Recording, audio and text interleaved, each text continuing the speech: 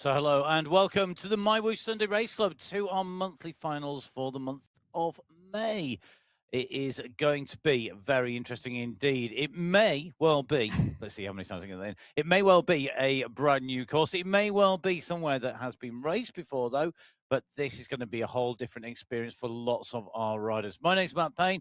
I'm here in the studio with Emma Martin. Welcome back, Emma, to the studios. We're literally in the same commentary studio for this, which is quite nice to have you back. Well, it's very nice to have you back, actually, to be fair. But it's good to see it here. I know you've raced this course, and I think you really found it a really brutal course one way or another. It looks to me like there's no rest anywhere. Well, we should give the game away. We're in Montreal. We're doing laps today for the MyWhoosh Sunday Race Club. I have raced it. I raced it as part of the Cycling Esports League back at the end of March. I did 2 laps that day. The women have got 3 today. The men have got 4 laps. You take a look at the course, and we are going to look at it in a short while, and you think the climb is the key part, but for me, it's not, and we'll talk about that shortly. It is a short lap at only 13 kilometres, but it is so punchy, it is relentless. We'll talk about that a little bit more. Last week, though, you know, Matt, we had some great racing. The women's race was in Alula, 44.3 kilometres of racing, and for me, it was one of the best sprint finishes we have seen in a long time. Yeah, I think it really was one of those fantastic sprints where everything sort of came together at once. It was all going off, and it sort of, for me, typified what sprinters need to be able to do. They not only need to be able to put the power down, but they need to be aware of what's going on around them, because it affects them in how they race. So for me, really important to see how that played out with the way that the riders were racing it, the way they rode that, and what skills they could put in. Today, we're very different. You know, we don't have sprint segments. We've just got climbs. And it's the same for the men's. And the men's race last week, again, another fantastic race, which you can watch back on the YouTube channel or, of course, on Twitch TV. Yeah, you can. And it's really interesting, isn't it? You know, last week we saw Kristen Kulczynski lead out the Cat 1 race, 800 metres to go. She went out early. Mina Koivunen then took it up. Catherine Furr and Kate McCarthy went head to head. McCarthy took the win from Catherine Furr by 0.2 of a second in Category 1. In Category 2, it was even closer because Heather Shanks took the win from Anna Svardström by 0.15 of a second. I don't think we're going to be seeing that small separation today, but I could be proved wrong.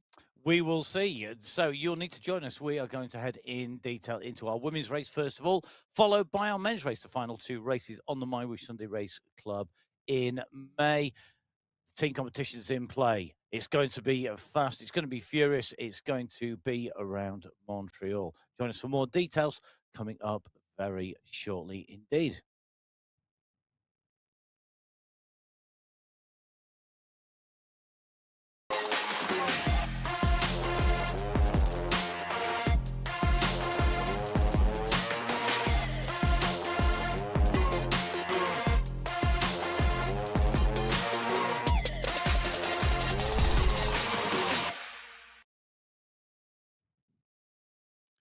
So hello and welcome back. If you're with us just in that pre-show, if you're just joining us, welcome to the MyWhoosh Sunday Race Club for the monthly finals for May. I cannot wait for the racing. But before we get there, we have to tell you where we're going. Really excited for this because this is the World Championships. And we did get a preview of the World's course when we were at the UCI, both Emma and myself, for the Road Championships. We're heading there for the finals of the Sunday Race Club. We are indeed. We're in Canada. We're in Montreal. I can't believe it. I can't wait for this. I really can't.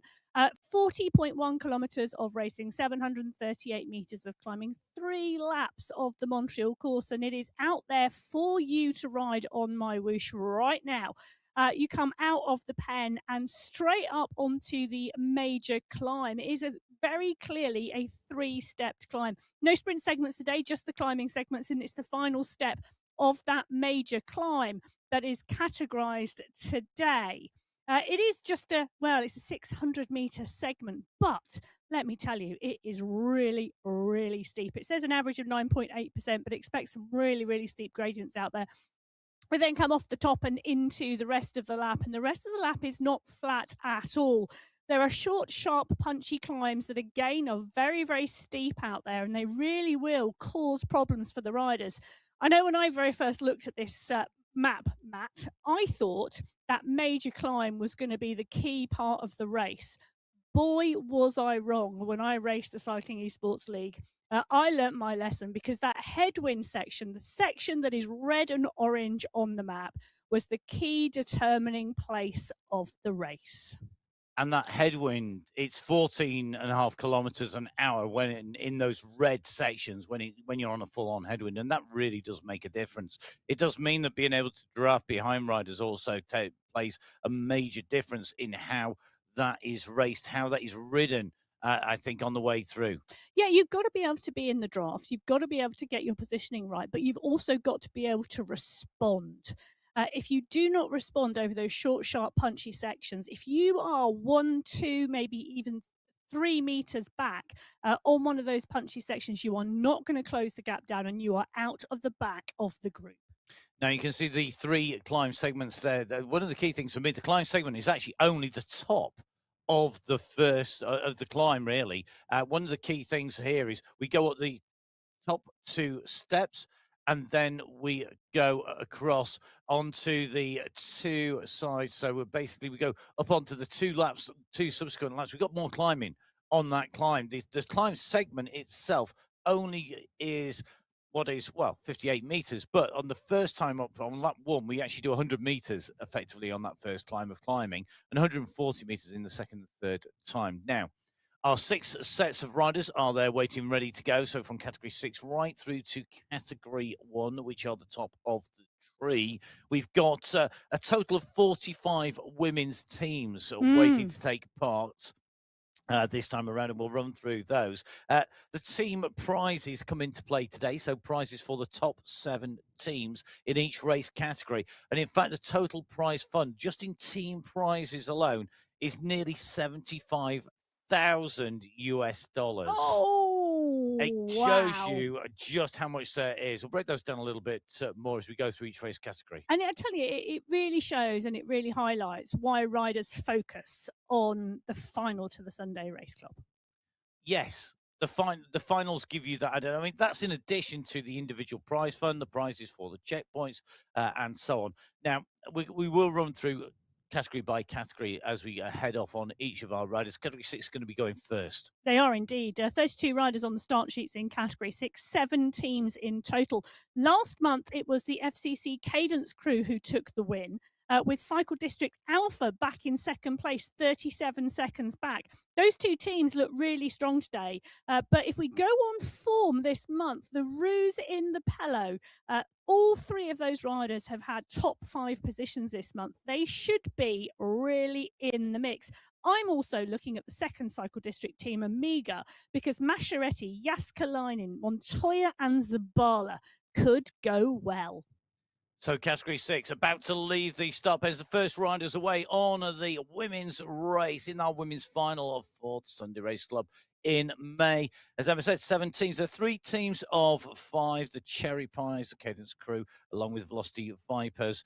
We have the teams of 4, 3 teams of 4, and 1 team of 3. And it is that team of 3 that are the Ruse in the peloton that you mentioned. So they can't afford not to have a rider there. A quick reminder, the team prize is allocated on cumulative time for your 3 fastest riders' times added together. So you've got to have 3 as a minimum to count. If you've got 4 or 5 riders in the team, you've got some spares. 3 is the magic number. And other song titles, etc., are available from Emma as well. Well, I'll tell you what is also absolutely crucial today, and that is a good warm-up, because take a look at this. At the 350 metres out of the pen, we hit the first climb of the day. And it really is starting to move. Masciaretti, we know she's a rider who's been on some really good form this month. She's had 2 third places and 2 fourth places. She's ridden every single qualifying race. Zabala is there, Smithson, Hermansen, Geraldo, Jones, Bremner, Hannah Hermansen. They're all in the mix, but at the moment they've started on this first climb, and you can see the stretch on the group. Susanna Lopes is the rider on your screen at the moment. She's currently sat on 10th place in that group. This is such a hard start straight out of the pen. Rather than one of those big, fast sprint starts on a flat section, you've got to have the engine working, the legs working, everything dialed for this start today. It's really, really important, isn't it? I mean, Lowe's part of that Cycling District Alpha squad. They're in action here already, and the gaps are starting to open up. $2,440 US dollars at stake here, with the winning team taking away $740 in Category 6. Category 5, our next set of riders waiting in those pens, ready to go. Well, they will be sharing a prize of $4,070 US dollars. That's the prize funding for the team competition, with $1,230 for the winning team. 7th place, $180. Well, this is our smallest race field today, just 25 riders on the start sheets in Category 5. And that's because we've had a huge amount of progression from Category 5 to Category 4 this month as riders get fitter and stronger. Those light blue jerseys head out of the pens. For me, this team competition is really an interesting one again. The FCC Pedal Artists took the win last month from Momentum. Both of those teams look strong, but the Velocity Vipers 5 also look strong because Knowles, Guiney and Ferron have all placed in the top 5 this month, and Annalyn Tejeros joins them today. So it is a really tricky one to see which team will come out on top. It is going to be tough to see who goes on top. I think it's going to be very, very tough. Momentum have 5 riders. They're one of those teams with the most. Juliana Agudela is in the Cycling District squad. They've got 3 riders. In fact, 5 teams have 3 riders in this competition in Category 5. Cycling District 5, the Fem Cycle Club Cycle Spark squad, the Fem Cycle Club Cycleholics, and the Fem Cycle Club Pedal Artists, along with the Pedal Dancers. The only team with 4, actually, Velocity Vipers, I think, could be the pick. Knowles, Tejeros, Guiney and Ferron. I mean, they are a strong, strong squad in Category 5. And you can see at the moment as they make their way up these steps, you can see top right-hand side of your screen, the 2 steps clearly indicated by that red line that indicates the gradient of the road coming towards us, the road running from right to left on that course profile. Brooke Samuel out of the saddle on the climb, the MyWhoosh jersey and shorts in action. From the MyWhoosh Championships this year. Indeed. And the news, if you missed it, if you've not been listening to the show uber carefully, or if you've been not following social media or indeed on another planet, the MyWhoosh Championships are back. They're back in July. Really looking forward to the racing. 7 stages in total. We've got in 8 days. Across 8 days. There is a rest day in between. We don't know quite when that will be. Likely to be. I don't think it's probably going to be given too much. I suspect that's likely to be a Sunday Race Club day. I imagine it will be. But also those kit bags that everybody who completed the race last year received are back again. So if you want to get yourself some MyWhoosh goodies, I've read the road book. I'm glad you read the road book. Plan on getting on board for the MyWhoosh Championships and finish those 7 stages.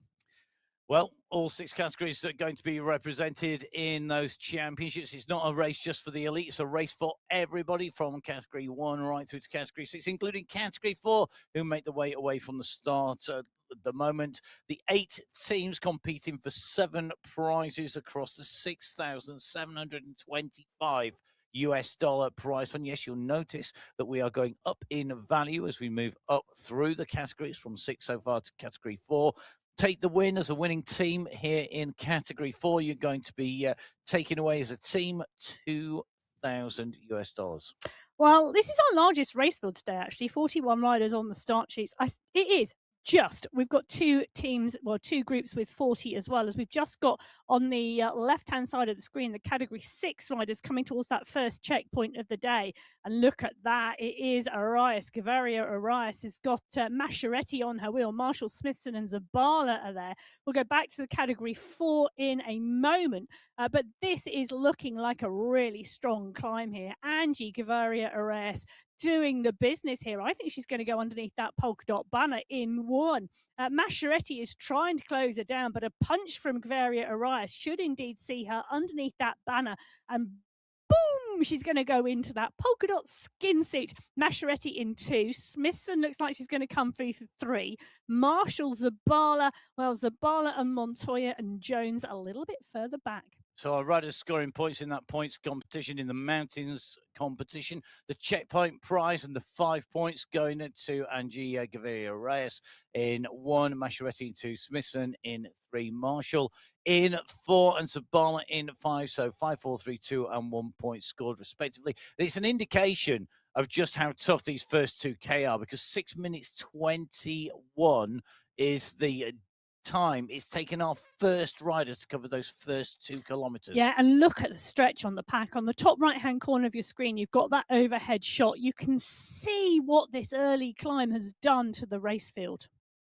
It's absolutely blown it apart. It's 2K with 2 big steps going up there. Very, very tough. Confirmed on your screens are the climb times and the points allocation for category 6 on the first of our 3 ascents of the hill, coming up to the Chameleon Hood, which is the climb, as we go back down to the start line, which is also our finish line, our lap line, with Ting Lu leading the bunch out here with the rest of this category 3 race field. Category 3 up and away. Category 3, 8 teams looking to take away top spot. The top spot, if you win category 3 as a team, will earn the team $3,430. That's part of a prize fund of $11,270. These numbers I've added up, by the way, so just beware. Watch out for maths. It could be either way around. It's probably representative of the likely errors of maths, but all the details in the roadbook, which you can find on MyWhoosh.com. Well, we're watching category 5 go up to that same point as category 6. In fact, they've already started to catch some of the back markers. Alexandra Knowles doing a fantastic job here. Angelina Roja also close contention with Hyde, Sonnerson, Guiney, Damnice, Loxley. There's some strong names at the front of this pack as they go underneath the banner, but Knowles is looking really good. Yeah, Alexander Knowles, 6 minutes 7 seconds to get to that point, which means that she arrived there about 13 seconds faster than the category 6 leader, with the confirmed points: 5 points for Knowles, 4 for Hyde, 3 for Roa, 2 for Guiney, and 1 point for Sonnerson. Yes. Now, category 3 have gone out of the pen, plus category 4. The team competition in both of those races, I think, is going to be really close today. There's a number of teams across those 2 categories who could really be in the mix, and that's because we've had a wide range of riders in the top 5 this month. In category 3, 18 different riders have taken top 5 spots. When you think there's only 20 places available across those 4 qualifying races, that means that only 2 riders have done the double and placed in the top 5 twice. That tells me category 3 is a really competitive place to be. It is.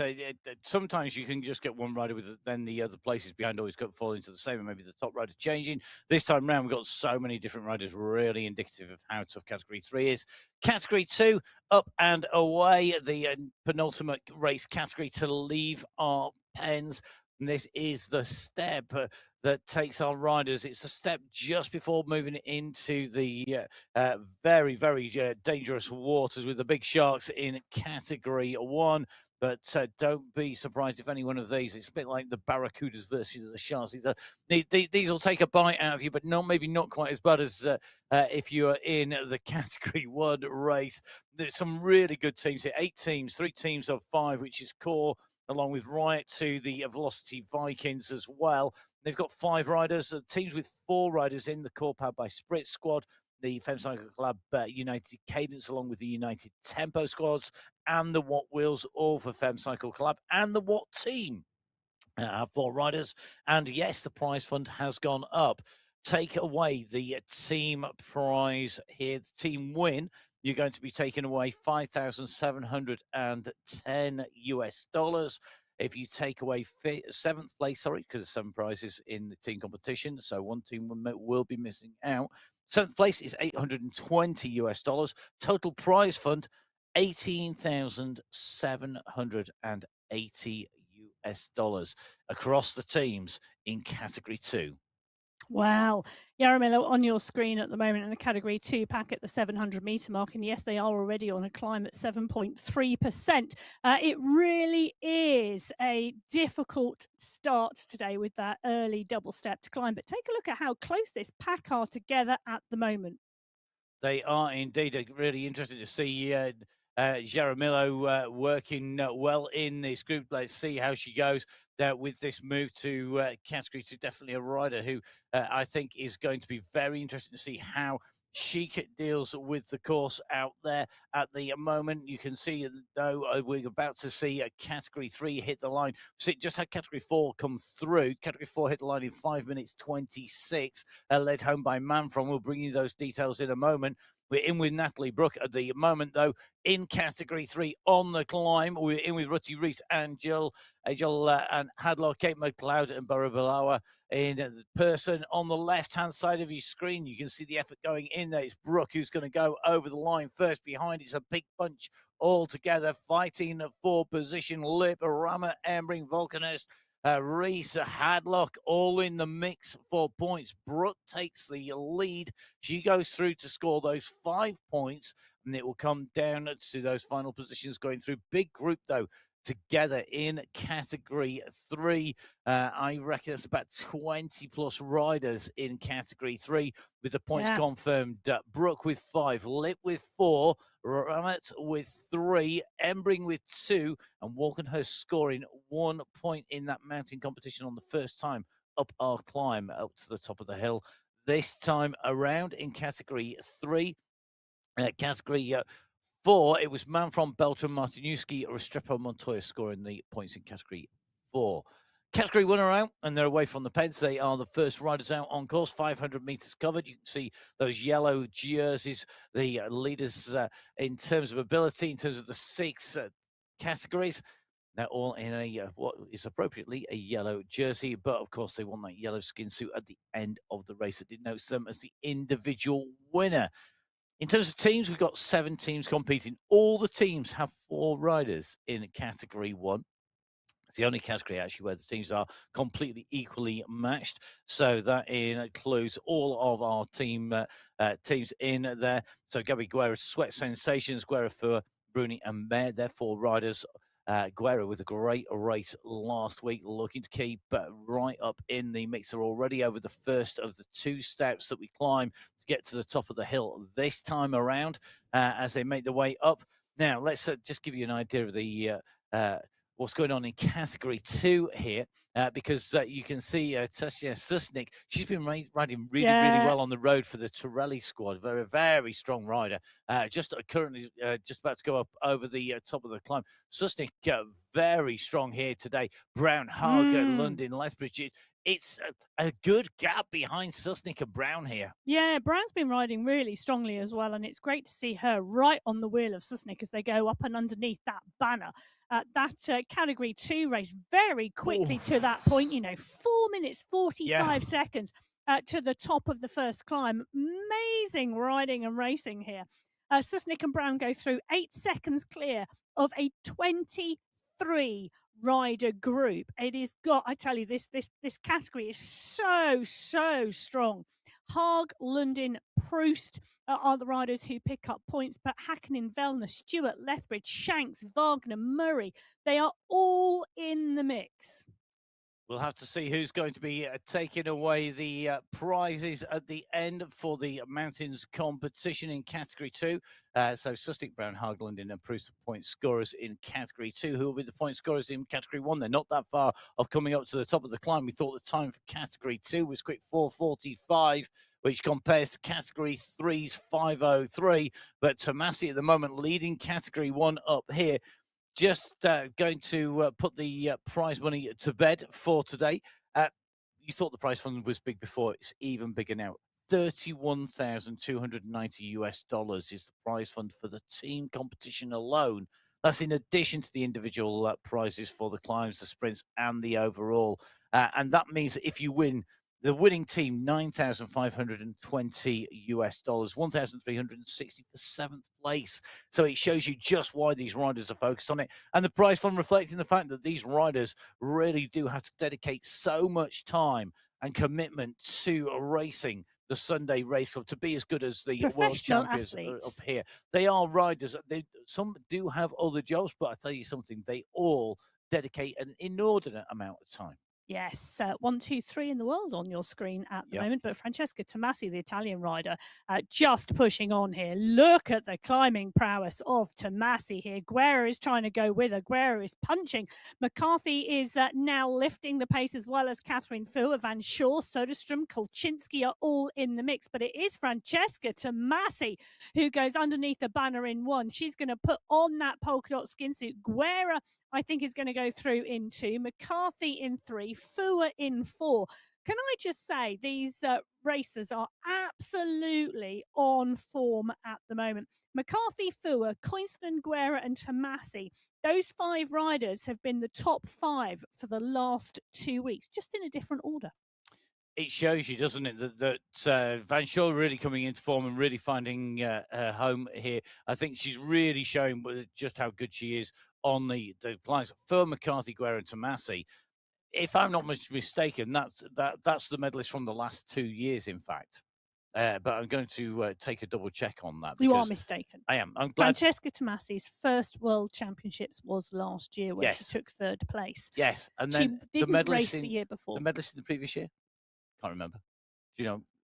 My mind has gone blank. I need more coffee, clearly. I hope you're all fueled and ready to go as Emma dives into the big book of words somewhere beside me to do a double check on the riders' positions. We're just in with Mika Soderstrom.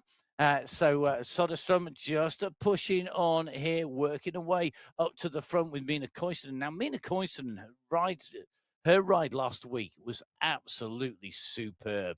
The way she raced last week, I have to say, really impressed with how she raced the racing qualifier race at number 4, pushing away. She took 3rd place in the end. Very interesting to see how she goes on today. We're just in the moment with Liz Van Heulen. Van Heulen up with this leading group of riders. The group's fracturing as they come up over the top of the climbs. So Tomasi, Guerra and McCarthy, followed by Fuhr and Van Shaw. 22 riders effectively in contention at the top of the climb, but riders really having to fight to be in the mix on this very quick descent here. This is the longest descent. We've done the biggest climb, effectively going up to the top of the hill in the part. We now drop down the other side. This is our biggest descent, but this is still, as you can see, a tailwind behind the riders. Nicole Mayer there with the wind blowing in her face from the fan, towel around her neck to keep cool as she descends down here just on the front of this group. Behind, you can see a number of riders, although they're detached, looking to make contact. And when I spoke with Emma about Emma's experience racing this, because I've not raced this, Emma has. Emma said the key thing here is not to lose the wheel on this once you hit that headwind section. It's almost a lap of 2 halves. The first half is about getting up over the climb and descending with a cross tailwind. Then it's about being able to stay in the wheels because there's very little tailwind from there to the end of the lap, pretty much. It's very interesting to see how this plays out. But with it being a lap, obviously it's going to change all the way around. But it is more of an out and back where you have that tailwind out then you have that headwind back, and it's still rolling. Just coming down towards the dip on the left-hand side of the screen, 4.7k into this race route. It's just over 5k when we hit the base of the descent. Right-hand side of the screen, it's category 6, and at the moment, Masciaretti with a big gap here, 20 seconds to Marshall, Smithson, and the chasers behind. Yeah, it is indeed. Smithson and Marshall, those two chasers. A little bit further back is Narvaez Hoyas. Zabala Gaviria Ares, who is our polka dot skin suit. Now, this is really interesting because, we did say right at the start of the show that actually you think that first climb on this lap is hard, but actually the bits where I think the racers are going to really have to think is that second section where we've got the big headwind, and it really has changed the Category 6 race. It certainly has. Interesting to see the way the riders are pushing on at the moment. And just got Seba Ray with a wave to the cameras, the Al Ray fan club watching. Don't forget, of course, if your riders are there and you speak Arabic as your first language, or speak Arabic or hear Arabic or comprehend it better than you do the English, whatever category they're in. Don't forget, we have the Arabic feed. We do indeed, but at the moment we've got the Category 4 race at the 9.3 kilometre marker.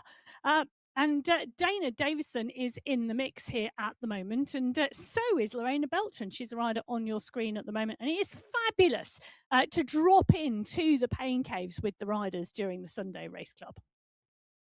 So Beltran at the moment leading this group out. Voska, Penton and Mayenhout in the mix. So is Davidson. You can see they're at the 9.5 kilometre marker.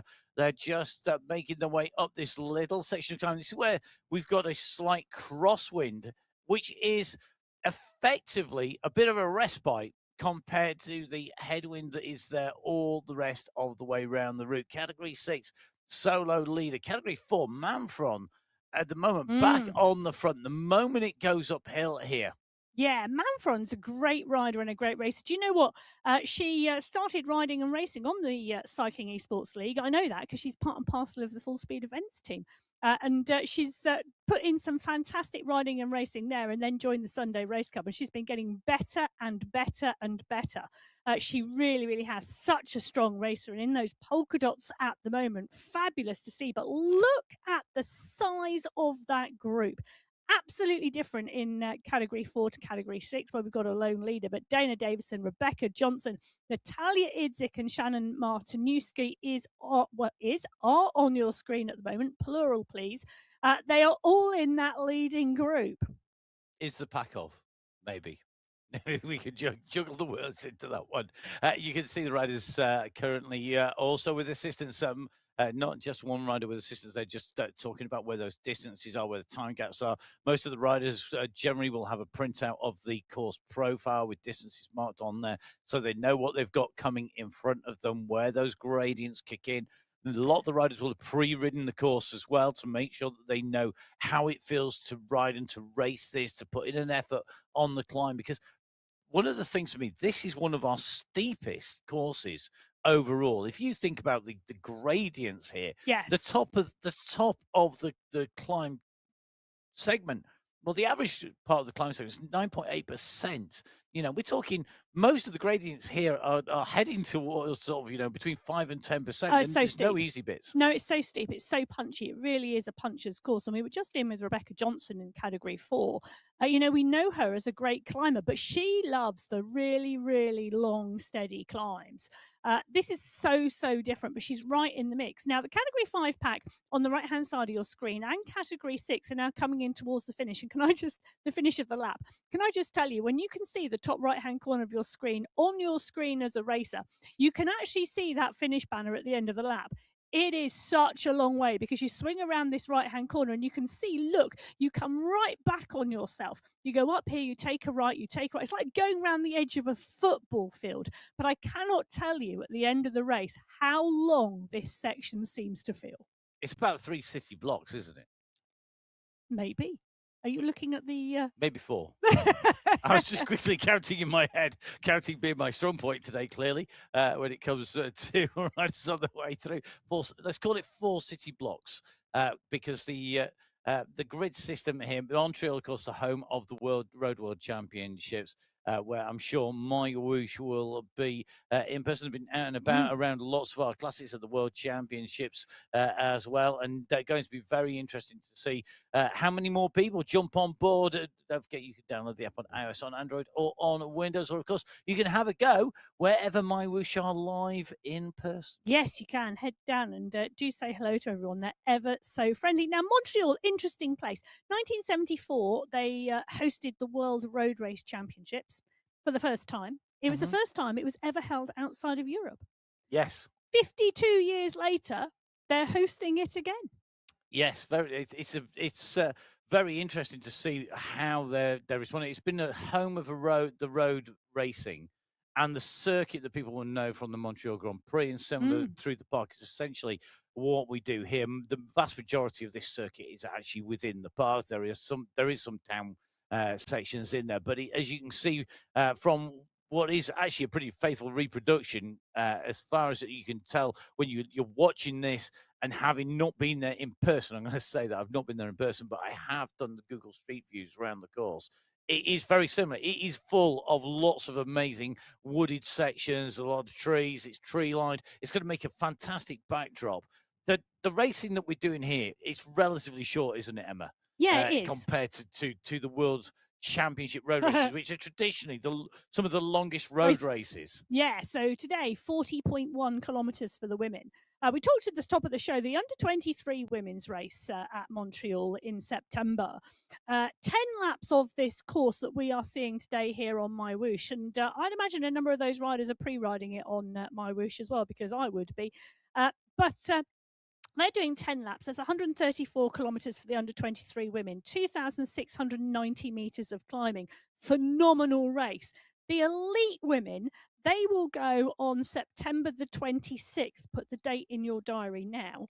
They have 8 laps of this course, but they have 8 laps after they've done a 72.8 kilometre lead-in. So 180.4 kilometres for the elite women in Montreal in September, 2,570 metres of climbing for that World Championship course. Well, Kath Tompkinson on your screen at the moment in Category 5, and she's coming towards the finish line of lap number 1. 3 laps today here on the Sunday Race Club for the women, and she's in the leading group in Category 5. Good-sized group at the moment. Hyde, Tompkinson, Rower, Loxley, Knowles is in that polka dot skin suit. Schultz, Ferron is in there as well. Great group. It is, and this is their first time to really get a dress rehearsal of what it's going to be like coming in to the finish of the race, because this is our finish banner, it's our start line banner. So they've done everything from this archway onwards as they make their way up here. This is their first time they completed lap 1 of 3 laps. Yeah, they have indeed. And it's quite a technical finish because you've got the climb, which is quite draggy, and then you go onto that flat plateau at the top, and that finish line comes around 150 metres once you hit the flat plateau. But you've got to get up and over the climb. It's very reminiscent, actually, of the Richmond World Championships course when Peter Sagan, who, of course, you can see as part of the MyWhoosh Save It for the Good Stuff ad campaign. If you've been watching the Giro, you'll have seen the TV adverts in there with starring a certain Mr. Peter Sagan, who took his World Championship win in Richmond. Because, again, you go up that steep section and then it levels out. It's sort of like that drag to the finish, and then it levels out. And then you got that run in at the moment, the gradient just 0.8% descent through. It's a slight downhill underneath the banner. Category 4 coming through. So Category 6, 5, and 4 have come through under the banner, completing 1 lap. And we're talking about the leaders here because we've got riders scattered all around the circuit. This is 3 laps, and that means that one constant that's going to be happening when we come to our last lap is that groups will be coming together and lapping riders. They're going to be coming up on riders that they've caught on the way around the circuit. Because it's 3 laps, it's going to get busy. It's going to get complicated. It's going to be all about making sure you keep a check if you're racing on where you are. If you're following a rider, making sure you know where they are in that pack. Category 3 here, coming up on the back of Category 4 riders in front in red. Yeah, and some of these teams will have DSs. Others will be trying to manage the situation themselves whilst racing. DS Director Director Sportive. Sportive, to control. They'll have an eye on where the riders are in the pack, because this is going to get quite tricky and quite technical. Emily Nyquist on your screens at the moment. She too is in that MyWhoosh Championship kit. She's up and out the saddle, punching on those pedals. I think she could go well today. I think this is a type of course that would suit Nyquist. She's very strong when it comes to sprinting, and she's quite a punchy rider as well. And has that ability to recover very quickly, which is absolutely key here. It's being able to go kaboom, kaboom, kaboom, kaboom, kaboom. Oh, I like that. So, kaboom, kaboom, kaboom, kaboom, kaboom. Yeah. I said it's like a Eurovision song contest sort of song, kaboom, kaboom, kaboom, kaboom. Anyway, but it's one after the other. Don't even think about me singing. It's even worse than Emma singing. So if you go over here, you've got to be able to punch, you've got to be able to put that kick down, you then got to recover fast, because the respite periods are so short. Going over the finishing line, over that lap, it's basically the first step of 3 steps. And when you do all 3 steps together, you've got about 140, 145 meters of ascent within what is effectively 5K. It really, really is actually steep. And the 3 steep sections really are telling on the way up. We're in with Heather Shanks. Shanks having a great week last week. Another good ride from Shanks. It really is showing that she's on form. Yeah. Definitely a force to be reckoned with. She's got her timing right. She's been absolutely flying in the gravel racing. She's been flying off-road. She's flying on the roads of MyWhoosh, the virtual roads of MyWhoosh. It's brilliant to see. It's all coming together at the moment for Shanks, and I think she's going to be really buoyed with confidence because of that. Yeah, absolutely, and I think it's great to see. It really is. Jonathan Gotlander on your screen at the moment. This type of course should suit her. She's known as a fabulous sprinter, and that's how we know her, which means she's got a great punch. This type of course, so good for her. Really interesting to see. They're just tightening up the shoes on this little bit over the top. So you've got that steep kick coming up here. It's you've got riding, and one of the things I always think about, we always say it's always just to get, tighten them up before you put in an effort. It can be a habit, but actually one of the things, once you've been riding hard for a while, I always find I do tend to do my shoes up when I've been racing or riding for generally about 10-15 minutes or so. And if you think category 2 now, good 20 minutes in, they're going to be knowing exactly, they want to have this style. They want to know exactly what everything feels like, that they're getting the maximum out of the bike.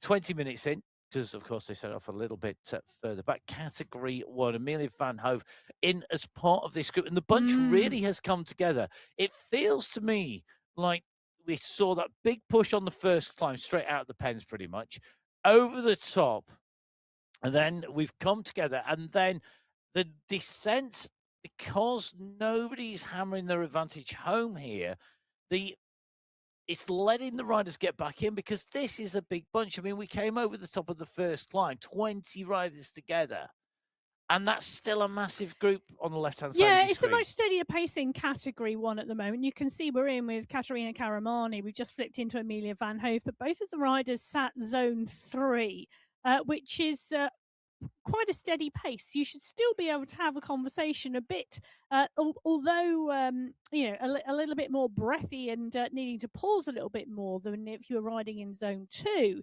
Zone 3 is still a very comfortable pace. It might be for most riders. I would beg to disagree. Zone 3 is a comfortable place. It feels hard to me, but maybe that's just because I'm rubbish.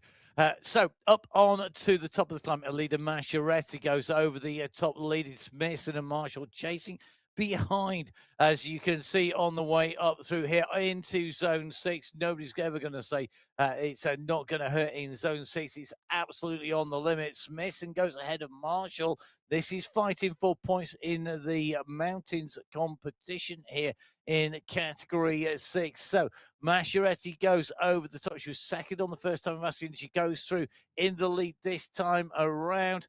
It's going to put her at 9 points in total. Then Smithson and Marshall go through 7 and 5 points respectively. Category 5 on the way up in to this climb, as our category 4, and it's our 2 polka dot jersey winners together. Knowles along with Manfred. Knowles is just going to head into the climb here. So Manfred with the 4 on her back, Knowles with the 5 on her back. The 2 groups together there, real I think, a real indicator of what's to come. Yeah, it is. And how close are they to that front of the race in terms of category 6 as well?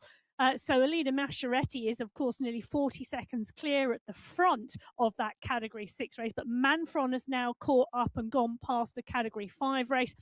We've just seen category 5 leaders come through. Alexandra Knowles doing the business again. She is up there as well. But we've got now 3 leaders, category 6, category 5, and category 4, all around the top 10 on the road. And look at this, category 3 are now coming onto the back of that category 4 pack. It is about to get interesting out there, and having your wits around you for the last half of this race is going to be absolutely crucial. And having your wits around you, that mental capacity, whilst you are physically getting more and more tired and exhausted from racing, absolutely key. It certainly is, and knowing what you need to do to take away the prizes here, key. Lee Sophie Ramet at the moment on the front here. She was 3rd place on the first time up this hill. She's going to score 1st place this time round on the 2nd time of asking. That's going to give her 8 points in total, 5 from this climb. But Brooke has come through immediately behind her. She's going to take away the 4 points, and that means she'll go up to 9 points. She'll go over the top of Ramet, but it's going to be a battle right the way to the end of that climbs competition in category 3. So at the moment, it's Brooke, Ramet, Lip, Embry, and Reese overall in the climbs competition in category 3. In category 2, Susnik led up the climb first time around. The polka dot skin suit wearer is chasing Anissa Haag. Haag scored 3 points last time around. Haag has backed off completely here in comparison to Susnik, who's doing twice the watts per kilo. Almost caught Haag on the line. It'll be 5 points to Haag, 4 to Susnik. I think it'll be Brown with 3. And I suspect we're going to find we've got potentially 3 riders tied at the top of category 2, or very, very close, certainly in contention. Yeah, this second climb is really starting to split the packs. Category 1 now, Fua, McCarthy, Guerra, and Tomasi. Those 4 riders we were talking about earlier. 4 riders who have all had medals at the World Championships. Camilla Ahlberg coming up to them very, very quickly from behind, bringing Kolczynski, Gallegos, Van Heuling as well. Those 4 riders now being brought back into the pack as we take a look at the Category 5 results on the screen. So we saw category 6 just before, Masciaretti taking maximum points and leading ahead of Smithson and Arias and Marshall, all of which are in the hunt overall. Category 5, Knowles, Hyde and Rower are all capable of taking away the win overall. In category 4, you can see the points on the top of your screen. Manfron, along with Beltran, are the riders in contention for the overall win. In category 3, it's going to be Brooke, Ramet, and Lip who are in contention. In category 2, Susnik, Haag, and Brown. And once we've got category 1 and up and over this points, we will bring you up to date on this team competition as well. But at the moment, it is Kate McCarthy who's pushing on. It's those rainbow bands driving towards the banner at the top of the climb this time. She's at the top of the screen. Tomasi on the bottom of the screen on the left. She's the rider in the polka dots at the moment. She is desperately trying to get on the world champions wheel at the moment. I tell you what, she's closing her down. Tomasi is absolutely driving for the line. She's just not quite going to make it. She goes up and over the top about, 20 meters after the line. But what a move from Francesca Tomasi to go with Kate McCarthy. Catherine Fua is the only other rider with them. I'll tell you something, Fua's gone over the top. She's made the junction. Soderstrom, Guerra, Kolczynski, and Koisten. They need to be careful here because the train is leaving the station at the moment. The locomotive is McCarthy, and the gaps have opened. McCarthy, Tomasi, Fua at the front. Soderstrom, Guerra at the moment are distance, and they have to come back, and they have to do it fast. They don't want to get onto that descent. and be left behind. Well, this is absolutely key, and we're seeing Mika Soderstrom absolutely sprinting here to get onto the wheels. And this is all about the team competition because Soderstrom is the teammate of McCarthy. Fua and Guerra are teammates, and that's why Guerra is pushing because she wants to get on this as well. She can't let that gap go. At the moment, Ablock International are number 1 in the team competition. The Sweat Sensations number 2, and the FCC Endorphins are in the mix as well.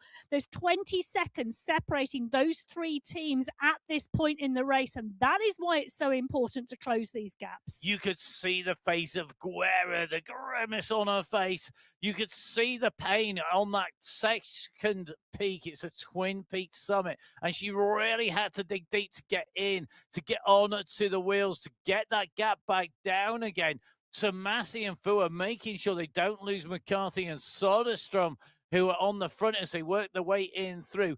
We'll very quickly bring you the climbs competition. At the moment, it's Tomasi leading by 1 point from McCarthy. Guerra and Fua, though, are also in the mix for the win overall in the climbs competition in category 1. So most of these competitions, in fact, all categories, it is not done and dusted. It is going to come down to the last time up the climb.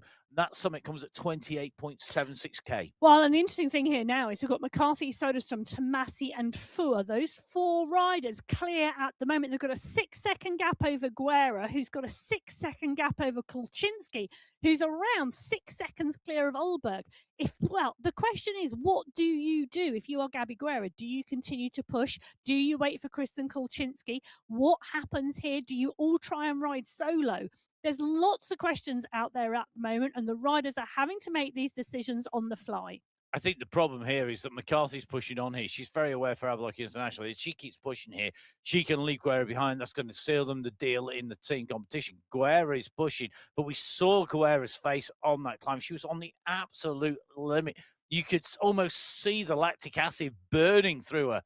It was such was the pain on her face. It really, really showed how deep she was digging to try and get back in. But she's now not done that. And the problem is, I think she wants to push, but I don't think she's going to be reliant on what happens in the front group. She needs the front group to slow down if she's going to get there. And why would you, unless you're her teammate? Well, and she does have a teammate in there. Yes. So it is going to be very interesting. Yeah. Well, at the 20.4 kilometre mark at the front of the race, Alida Masciaretti, the Category 6 rider, is the rider clear. She's in the polka dot skin suits. Behind her, though, it is the Category 4 race that is on the right-hand side of your screen. That they are closing the gap down. Gabby Marshall is in the mix. She's the second place Category 6 rider. She's in that pack on the right-hand side with the Category 5 and 4 racers. So the leaders on the road who've come over the top have just come over the top of the climb in Category 1 and come down the other side. The leaders on the road, Category 6, currently at the 20.9k, which means until we get to our next summit, and our next checkpoint, we've got a little bit of time. So let's take a little bit of a recap. Top of the climb, the Chameleon Hood climb, lap 2. Let's give you the team standings as they went over the top of the climb. So it might have changed a little bit since then, but this is where they're at. Category 6. Category 6, first of all. Ruse in the Pello goes through and over at that point in the race. The team in first place. Velocity Vipers 6 in second. Cycle District Amiga in third. Let's go to Category 5. Top 3 teams in Category 5. Category 5 in third place. Velocity Vipers. They're a little bit behind the top 2 teams. FCC's Femcycle Club Pedal Artists are in second place.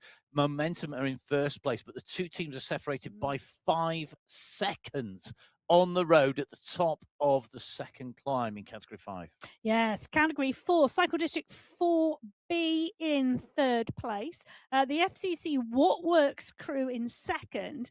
And Chocramintos in first place. But again, just 6 seconds separating those 2 top teams. So very close in categories 5 and 4. Category 3, the Bonk Brigade are the team in third place. They are currently only 5 seconds behind the Riot 3B squad in second, who are only 5 seconds behind the Riot 3A squad. 10 seconds And I separating tell the you, top 3 in category 3. Grit in 4th place are just 0.3 of a second back from the Bonk Brigade. So I think there are 4 teams still in that in category 3. It's so close. Let's go to category 2. Yep, category 2. Let's take a look. This is seriously close. Okay, I'm going to give you the top 3 and then we'll talk about the rest. So the Velocity Vikings in 3rd place at the moment, 8 seconds behind the FCC United Cadence crew, who are 2 seconds behind Core. Riot 2 in 4th, the What team in 5th. They are all in the mix as well.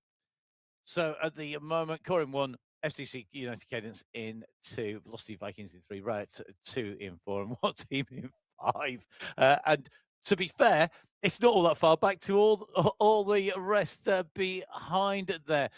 Now, let's go take a little run across to category 1 whilst we see our category 2 riders in there. Top of the climb, top 3 teams. In 3rd place, FCC Endorphins in category 1 at the top of the second time of asking on the climb today. FCC Endorphins were only 11 seconds behind the Sweat Sensation squad, who were in 2nd place, with Ablock International clear at that point by 11 from has changed. Dramatically. And that gap has opened. Ablock International have opened the gap on the Sweat Sensations here. Yeah, and Ablock International have got 2 riders in this leading group of 4, McCarthy and Soderstrom. The 2 riders in this leading group from that squad. Tomasi and Fua are with them. The gap now around nearly 30 seconds back to the chase group, but it's a good sized chase group, and that's where the team competition. Well, the team competition is going to be decided in 2 places here.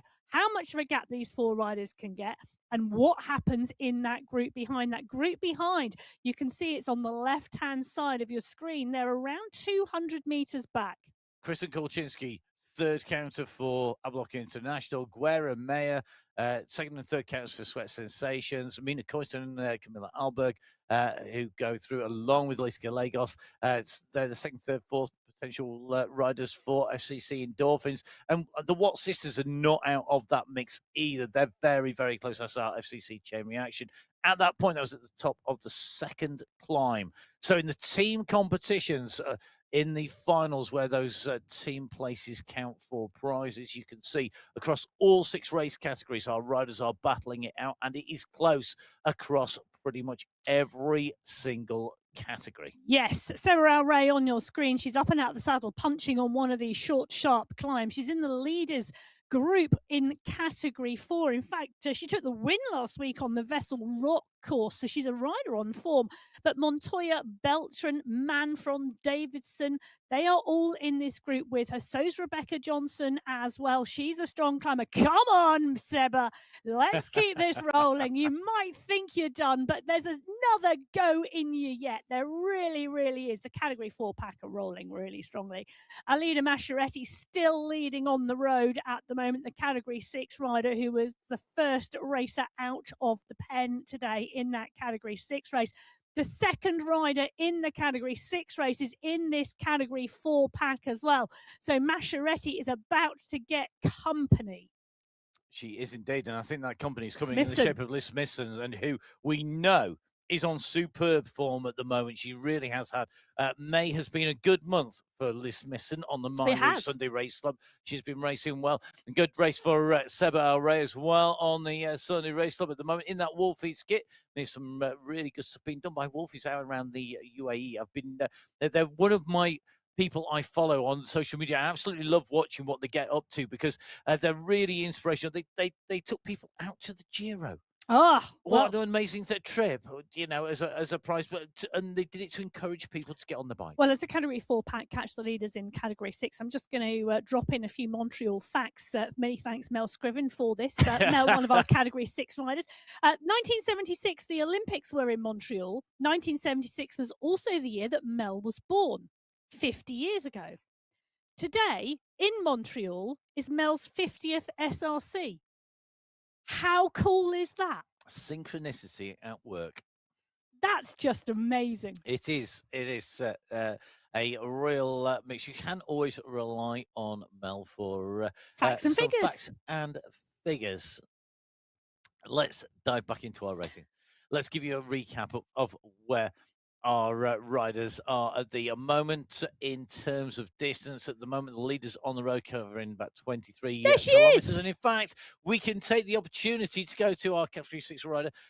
Here we go, Bob Dylan-esque. Oh my goodness. 50 it is years. 50 years. 50 Sunday SRCs. race clubs. Loving Excellent. it. Yeah. Mel, I'm loving it. Yeah, super strong. Can't beat it. And I'm loving the fact that she's just doing a super tuck at the moment as the well. rider's on a super tuck, and Mel is just sat there, just chilling out at the moment in the background. A legitimate way to conserve energy whilst racing. It is. I'm just taking a quick look in the background because Mel, I think that's a good Quebecer jersey in the background, just on the right, the black and the green and the white jersey. To Mel's right, our left-hand side there. And one of the people who's involved in that was Brian Smith. I've been listening to Brian a lot recently. Have you? I have been talking to She's him also as well. got a GB sweatshirt in the back as well. Now that she's got back onto the bike and started pedalling, we can see it very clearly. Very proud wearer of that GB jersey is Mel. She wore that in the semi-finals of the World Championships last year. I can't wait to see who is going to be contending the battles in the UCI World Championships for 2026. And I can't wait to see, of course, who is going to be battling it out on the MyWhoosh Championships in July. In each of our race categories, 6 race categories across all of those stages, the flat stages, the hilly stages, the mountain stages, the time trial as well, all in the mix in both the men's and the women's racing. It's going to be really, really great. The details are out on mywhoosh.com. Go to the events, then you can go to the MyWhoosh Championship, and then you can have a look at all of the details that are known so far, and get yourself up to date, particularly if you're planning on entry. Make sure you know what you need to do when it comes in terms of jumping on board and being part of that championship. We still wait for that date to be announced. As soon as we are able to tell you, we will. We don't know it yet. Well, interestingly, look at this. The 25.6 kilometre marker on the left-hand side of your screen, Category 3, Category 4, Category 6, Category 5, they're all in the mix at the moment in that large group. A little bit further back, a little bit further up the road, 500 metres up the road is the leading group on the road at the moment, and that is majoritively Category 4. Nice word, majoritively. There's a couple of Category 6 riders at the very back of the group. Yes. Good word, though. Well, they're on the short, punchy climb at the moment here, heading towards that finish line of the end of lap number 2. Manfron, Davidson, Montoya, Ellos, Johnson, Gvorts is in there. They are all coming towards the top of this short, sharp climb. They go up and over the top and then head towards the lap banner onto the final lap of the course. And this group in Category 4, so strong at the moment. We've got 11 riders in this group, and they are all working well. You can see 8% gradient as you come up that steep section, going to roll over the top, roll down. This is the second time through the banner. The last time through that banner will come at the finishing line at 40.1k. Shannon Martinuski at the moment right in the mix. Interesting to see how she goes on today. Martinuski, a rider who's taken one win on the Sunday Race Club so far. That was very early in her journey in Category 5 before she moved to Category 4. She has had a second place on the Heritage Climb in Category 4, and that was in our women's finals in April. Well, it's really interesting because I'm looking at this going, I know what lap time I set. Which group would I be in? If you're looking and if you've been out and you've ridden the Cycling Esports League and you know what time you set on that race back on the 31st of March this year, you can look at the Sunday Race Club, work out what group you're going to be in, and then you can come on board and join us. You know, there are extra technical requirements for the Sunday Race Club over the Cycling Esports League. The Cycling Esports League, you know, is a heart rate monitor and obviously the power through the appropriate turbo trainer, etc. But here, there are those additional elements as well. But it doesn't mean you can't join the Sunday Race Club. It definitely doesn't mean you can't join the Sunday Race Club. a double negative there on the way through. We'd love you to join the Sunday Race Club or go racing on MyWhoosh. Jennifer Gottlander, one of our regular racers on the variety of races. Category 2, just going up towards and through the banner, through the archways. Category 1 leading group approaches McCarthy, Tomasi, Fua. At the moment are your leading 3 on the right-hand side of your screen. They'll be the fastest riders on the road to this point. McCarthy really putting the pressure on here. Tomasi and Fua are there. Soderstrom has been distanced, and look at the gap. It has absolutely tumbled down. It has fallen right down, and it now means Soderstrom and Guerra are actually closer together than Soderstrom is to the leading group and her teammate McCarthy. Last time we were with them, we had McCarthy, Tomasi, Fua and Soderstrom, those 4 riders clear by around 30 seconds of the chase group. We've now got McCarthy, Tomasi and Fua clear of Soderstrom by 9 seconds. The chase group are now at 16 seconds. The back end of this race, the back end of this lap, should I say, it has all come back together again. But if it has already split apart and come back together again on lap 2, we could assume that is what's going to happen again on lap 3. But there is a question there, because if the chase group were able to catch by the end of the lap, the lead group are going to need to watch and work. Kate McLeod in the lead group in category 3 at the moment, and she's punching on this climb at the 27.5 kilometre marker. So at the moment, the push coming from Ramat on the front. Remember, last time we came up the climb in category 3, we saw Ramat go through. She took the win on the top of the climb. Can she repeat it this time around and push herself over the top of Brooke? Brooke, the challenger in that polka dot skin suit, looking to close down McLeod and Ramat, who and the are category just 2 pack. Category 2 pack on its way through. Category 2 climb competition wide open. Brown, Haag, Susnik, the riders who are battling it out. Susnik currently with that polka dot skin suit. They're all steadily being caught by Category 1, who are not far off the wheels of this leading group of riders either. As you can see, these groups all coming together. I suspect they'll all re-split apart because of the severity of the upper slopes of the climb here, because we are going on to the final section, the last section of this climb. 600 meters of ascent, 9.8%. Oh, the average Angel gradient. Hadlock, look on her face, trying to stay with this group. She's got Angel. one more punchy climb to go to get to the top of the climb. Yep. The top of the King of the Mountains competition at the moment. Kick. The stretch on this category 3 pack, she's going to want to stay in that bunch. And they've been dragged out by the category 2, this little dip to run into the rise. We take this tight left-hand turn here. We come sweeping round at speed. You can see Hadlock now has to think about how hard does she go. What has she saved in here? The group's going to compress together. The speed comes down. The distance between the riders comes down. The time gaps do change, and we've got riders really having a tough time here and really starting to find the gradient taking its toll, the racing taking its toll. The leader on the road is just ahead. We're coming up towards the top of the climb for the 3rd time around. At the moment, it's Caroline Manfron who's leading the entire group. Wow. You can see behind her, it's Susnik on her way. 2 polka dot skin suits leading this out. Manfron in category 4, Susnik in category 2, as McCarthy at the moment is wiping the floor with everybody because she is absolutely blasting away through this pack. The only thing I can think is if you are one of those riders that McCarthy is going past, at least she's the world champion, because she is making it look like everybody is stood still at the moment. She is just carving her way through the category 4, category 2 and category 3 riders. She is pushing and punching towards that polka dot banner that is the final banner in the climbs competition today. The gap over Tomasi now looking like 7 seconds. Tomasi is doing a phenomenal race today. And Tomasi, so at the moment, Tomasi's leading on points, 9 points, to McCarthy's 8 points. Tomasi took the first climb. It means that if the positions are reversed this time round, it will actually be Tomasi's win. And even if McCarthy wins and Tomasi takes second, across all of our race categories, you can see riders from category 1 to category 6 here on your screens. Riders giving it absolutely everything in their chase for the summit to go over the line.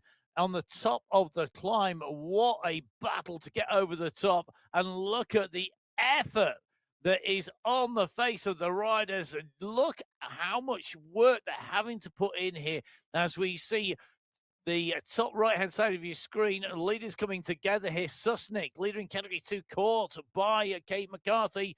The world champion, the leader in Category 1, comes up and over the line. We're going to see all of these climbs competitions being pretty much decided by this climb. And in fact, Category 1 going the way of Tomasi, tied on points with McCarthy, but took the lead in terms of the first climb. Well, McCarthy and Susnick, the two riders pushing at the moment. Susnick is absolutely adamant she's staying on McCarthy's wheel for as long as possible to get as big a gap as possible. Susnick should be able to stay in the draft. It depends on what McCarthy decides to do and whether McCarthy chooses to let her. But I think Susnick is capable if she stays in the draft. And it's these little rises, these little kicks up where she's really got to put the effort in, where the speed comes down, the power to weight ratio is critical. Now going over the top, Susnick and McCarthy. Susnick can now use this downhill. She's got a gap of 8 seconds on Murray, on Brown. They've got Tomasi coming behind, and now she can use this to extend. It's a long way down this slope. It looks slightly uphill. It's not. Don't be fooled by that. Right-hand side of your screen, minus 2.7, 2.5% on the way down. They don't have long, however, till the headwind kicks in, and it's a big headwind section. And that's why if the group get together behind and work well, they could well bring back riders who are out front. You got to about 32.5 kilometers, I think, until you hit the first headwind section. That's when you go from the dip to the right, so a little bit further to go before they get there. They've got to make the most of this. This is about opening up a time gap, and remember, of course, the team competition is really key here in terms of the battle, the fight for time, because it's cumulative time, and every second, as we've seen when we've done those roundups at the top of the climb last time round, are going to be critical. Let's take a run through the climbs competition. Yes. First of all, let's start with Category 1, whose points are on your screen. You can see McCarthy scoring 5 points from Tomasi's 4 points there. Overall, tied on points at the top, Tomasi and McCarthy. Tomasi taking the win, as we said, because of that win in the very first of the climbs competitions. And at that point in the race, it is 1s and 2s and 3s on the road. It really is, with gaps in between. In the team competition, it is still Adblock International out front. They have around 20 seconds on the FCC Endorphins, who have got 7 seconds on the Sweat Sensation. So it's still close. Category 2 climbs competition, Susnick taking the win. 3 points clear of Brown, followed by Haag behind. In the team competition, Category 2? Core are still out front, around 30 seconds clear of FCC United Cadence, who are about 30 seconds clear of the Velocity Vikings. In Category 3, the Mountains competition, tied on points to the top, Brook and Ramett. Brook taking the win, courtesy of the win in the first of the climbs competition. In the team competition, Riot 3A are 18 seconds clear of Riot 3B, who are, well, just 8 seconds clear of the Bonk Brigade. So this competition is still close. In Category 4, the climbing competition, Caroline Manfrom taking a clear win in that competition, taking the win in all 3 climbs. Yeah, Category 4 in the team competition, the FCC Wattworks and the Chocramintos, just, well, 5 seconds still separating those 2 teams at the top. So that competition is going to go right to the wire. In third place, Cycle District 4B, well, they're over a minute back. Let's go to Category 5. Alexandra Knowles taking away the climbs competition. 3 points clear of Claudia Hyde when they came over the top of the climb for the last time of asking. Yep, and in that team competition, the FCC pedal artists are well and truly clear of everybody else. In Category 6, the top of the climb number 3, Alida Maschereti taking away the climbs competition prize. 1 point separating her from Liz Smithson, with Marshall in third place. Well, in the team competition, Ruse in the Pello are the only team over the top of the climb at the moment. Seconds will count. Minutes count for more. At the moment, the seconds are starting to open between McCarthy and Susnik. As we were rounding up there, we saw McCarthy start to pull clear of Susnik behind. Susnik is Tomasi. Tomasi's on the left-hand side of your screen. The next of the riders potentially for Susnik to try and get some assistance from. Remember, all the riders can draft each other, so those tactics playing out about when you're caught, how you're caught, where you put your effort. Do you put it on the terrain? Do you put it to stay with the riders coming through? We saw Susnik kicking down hard as she went with McCarthy. I suspect she's rested, looking to take a ride on the wheel of Tomasi. Tomasi on the left-hand side of your screen there. It goes out of the saddle, kicks on down.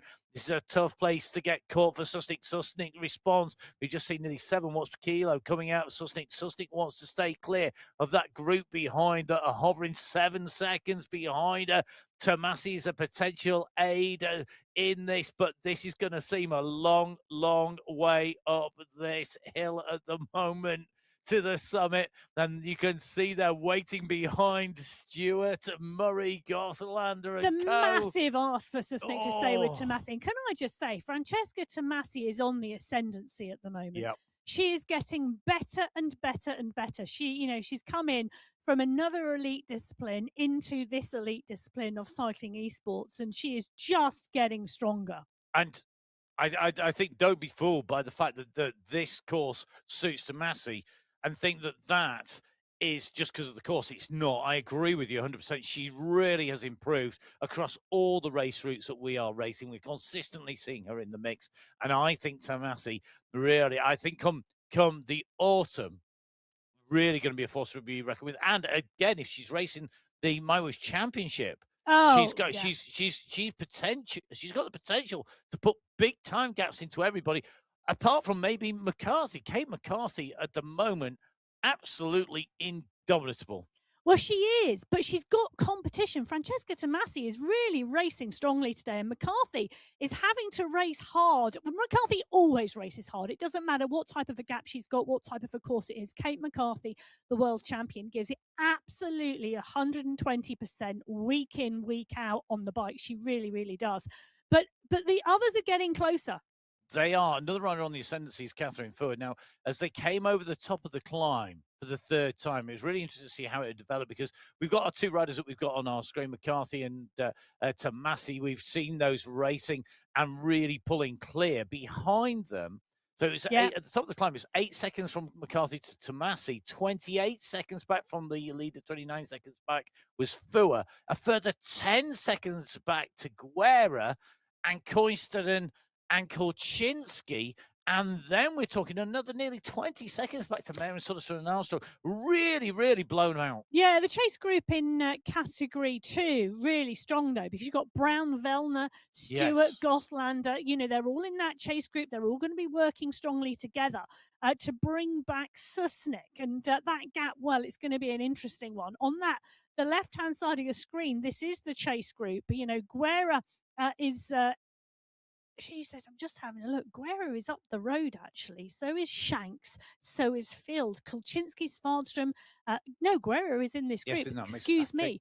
Just trying to get my bearings on that group at the moment. But 4 riders in category 1, 3 riders in category 2. Or should I say now 4 riders in category 2 because they've joined. But those riders are in the mix there. Mina Koinsten is in there. So is Guerra. So is Kolczynski. So is Fua. That is that pack of chasers.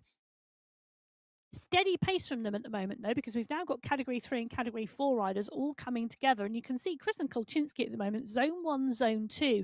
Recovery pace at that 34.7 kilometre marker. Let's just remind the audience they've got 40.1 kilometres of racing today. And I think part of the key thing here is you just come through this block headwind section. So having the draft is key. When we hit 35K, we drop down, we descend, and that's where that chase group on the left-hand side are. They drop down, then you go on to the climb that we see McCarthy on the other side. And this is the 2 climbs that take us up, the last 2 climbing sections that lead us towards our finish climb. So basically 3 climbs to go, for the riders on the left of your screen. They've got a descent to get there. So resting now is going to be really critical as we see a move go on the front. Gabby Guerra, I think it is, just kicking off the front of the group. Krolczynski looking to answer that. Just a little bit of provocation. Put my teeth in. Need more. I can't have more coffee. I've drunk all my coffee. It's not good, though. Well, it's interesting, isn't it? Because the front of the race, McCarthy now off the front. We're just dropping in with Heather Shanks. She's just off the back of the group at the 35.6 kilometre marker. She's pushing on. She's up and out the saddle. She's up and out on those pedals, and she's pushing to try and get back in. Once you get within the draft, that is key, because those numbers at the moment, the power numbers, 233 at the moment for Heather Shanks, will turn green. And at that point in time, it is easier to close the gap. She's got a 4-second gap to the back of the group. And this is absolutely crucial now if she wants to get back into the mix. She came over the top of the climb in 10th position, Heather Shanks.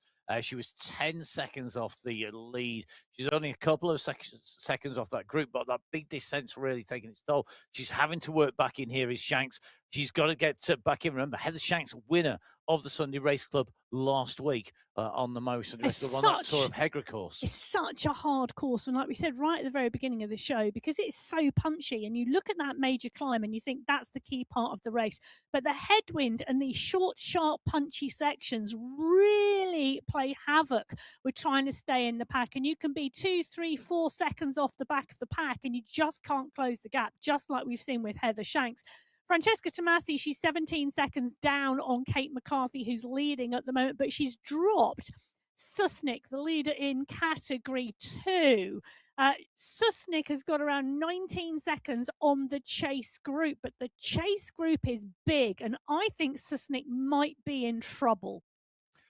Oh, it's a bold statement, I know. Susnik had 4 seconds on the top of I know, the last she's done climb. a phenomenal job. She's utilised the drive. She's really raced this race for me. She's really raced it in how she's attacked it. She's raced to her strengths on the kickers on the climb. She's dropped down really, really well on the descent. She's used the riders coming past for assistance. All in all, I think she's been really smart in how she's raced it. The problem she's got is that the gap behind it, whilst it's yo-yoing because it's live at the moment, I think we're going to see Susnik being chased all the way into the finish. And it's a long run down. There's a 2K descent, 2.5K descent down into the final climb. And it's a headwind, so that plays to the advantage to the group behind if they take it in turns. If they just leave one rider on the front, it's 1 versus 1. Can I just say, take a look at Kate McCarthy's face. This is all in to the finish line stage, to the 37.6 kilometre marker, 37.7. 40.1 is where the banner is coming. She's just transitioning now into that descent that Matt was talking about, and she continues with a steady pace for Kate McCarthy. She's dropping down. She's taking on board some hydration. She's clear by, well, she's clear by a long way at the moment, 44 seconds to the chase group, 19 seconds to Tomasi. And Tomasi is the rider who is in second place in Category 1 today.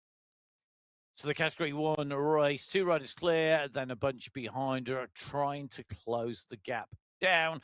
But that's now starting to look less and less and with the likely. chasers mainly in that group together, you know, the counters in this team competition, McCarthy's gap to that group, absolutely key in terms of the team competition win. And I think that's just one of the reasons why we see McCarthy trying to make sure she maximises this time gap to Massey, that she maximises the time gap to everybody else in this race, because she's getting that time in the bank. She's banking that in there. She knows that that's going to give her an advantage over to Massey and the FCC Endorphins team. Don't forget, the Endorphins team, they've really been a force to be reckoned with for so long. It was Sweat Sensations versus Adblock International. Now the FCC Endorphins of Alba, Gallegos to Massey and Coinstonen have been so strong. Yes. They really have changed the dynamics in that.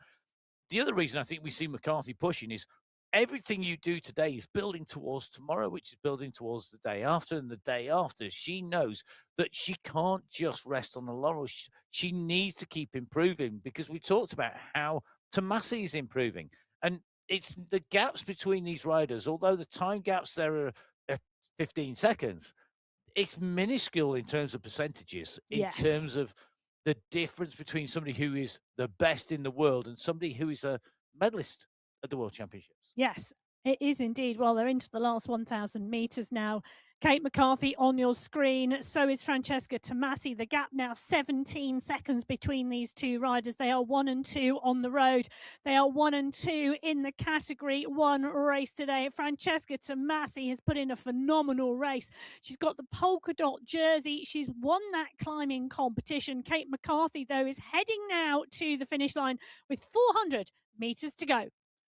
So McCarthy leading, Tomasi chasing in category 1. Susnik still with a gap. It's hovering around about the 30-second marker to Stewart, to Hakkinen and co in category 2. That category 2 sprint 4 position will be following in very shortly at the world champion on the final climb of the day. Yes, what a race. It is an absolutely phenomenal race for Kate McCarthy today as she continues to push. So here we go. Kate McCarthy is on the climb. So making her way in towards the finish. This is going to be her 77th podium on the MyWhoosh Sunday Race Club. It's her 65th win in 86 participations. A rider, when she races to win. She's winning the individual competition. She takes the win solo at the front of the race. Will it be enough to take away the team win? What gap has she given herself and her team over Francesca Tomasi and the FCC Endorphins? Tomasi's going to take 2nd place here today. She comes over the line, 12th time she's done that. Today she's racing for herself and that team competition in category 1. Category 2, Dacia Susnik has been closed down, and she's been closed down to a matter of a single digits. 2 seconds is the gap. Gothlander's chasing. I don't think it's going to be enough to take away the win. Susnik's going to take away the polka dot skin suit, taking the win in the climbs competition, taking away the win. Jennifer Gothlander takes away 2nd place, but that sprint is all about the seconds in that team competition. We know that team competition was tight. 1 and 2 in terms of categories 1 and 2. However, category 3, the sprint is on here, and McLeod has opened up early. She's got a 3-second lead on Amy Bradley, with Sophie Rabbit chasing behind, but it's going to be Kate McLeod who's going to come across the line. She's going to take away the win here today. Fantastic riding by McLeod. What a run for the line in category 3, as category 4 is taken by Caroline Manfron. What a ride. She took every single climb on the way through to the finish.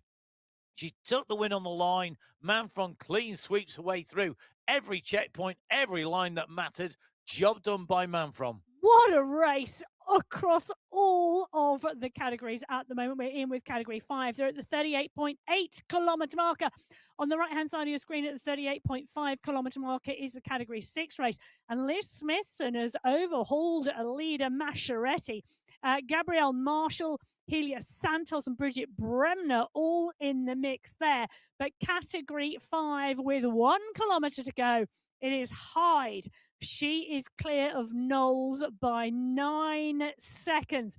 Amy Loxley, she is currently sat in 3rd position, 45 seconds back. Then Ferron, Rower, Holweiler and Tompkinson all behind.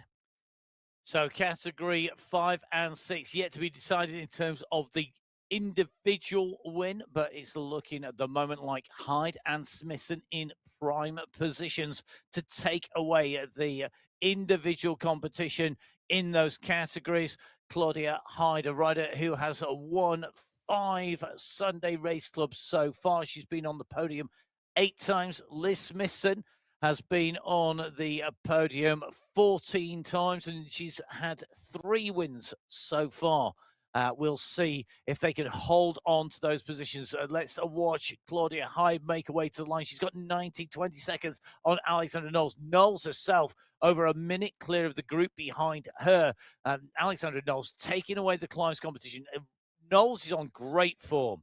Absolutely brilliant form and really, really strong.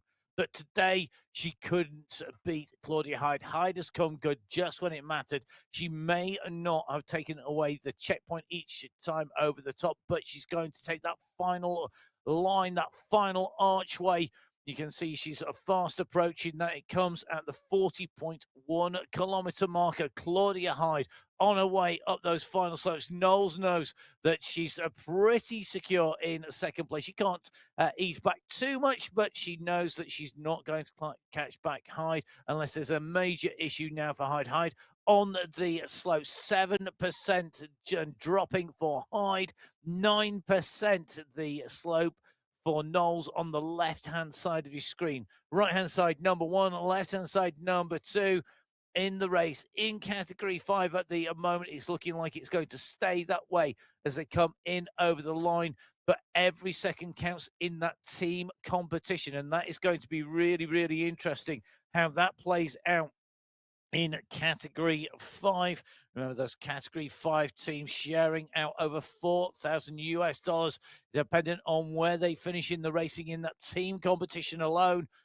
Claudia Hyde comes to the line at the end of the Sunday Race Club May finals. It's Hyde who takes top spot, who leads the riders through, pulls on the yellow skin suit as a race winner. It'll be the polka dot skin suit and the climbs competition, and second place in the race overall for Alexandra Knowles as Knowles pushes in underneath the archway. Job done here today, and the two riders now have to wait to see what unfolds behind them as to who will take away team honours here today. Well, category 6 now heading towards the line as well, and it's Liz Smithson clear at the moment of Gabrielle Marshall, Alida Masciaretti, Helia Santos. It's Smithson who goes underneath the banner in category 6 for the win today. Liz Smithson's 4th win on the MyWhoosh Sunday Race Club in 68 participations. You can see collapses over the bike as an avatar. The watts go off. She comes in over the line. All 6 race wins taken in each of our categories in the women's race, with Kate McCarthy, the world champion, leading home the Ablock International team there.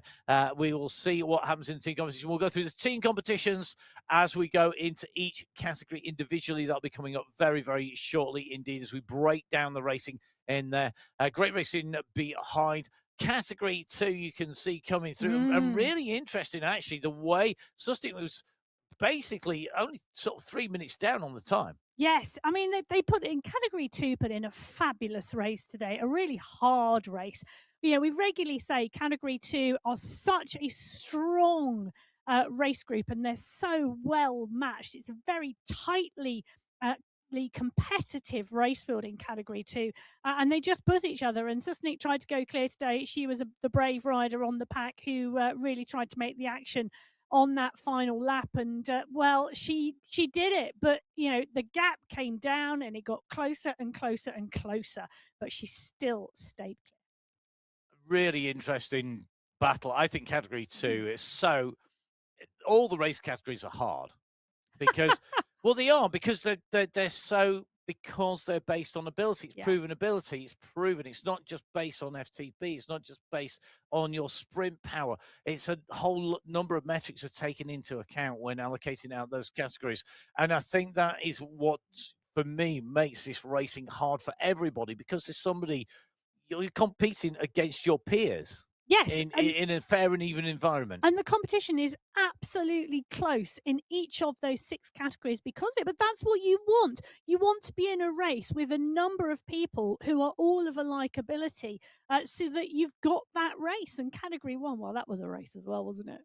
What a race. McCarthy kicking clear. The fight behind the way it yo-yoed coming through. McCarthy in 1, Tomasi in 2, Fur in 3, Guerra in 4, Constant in 5. You can see your top 10 there today. In terms of the team competition, McCarthy leading home the Ablock International team to take away the win. In the end, it was about. I'm just going to do some very It was a quick minute. maths. It was around a minute to the FCC Endorphins in second. But I Wow. tell you, the competition was quite close because it was 14 seconds back to the Sweat Sensations in third.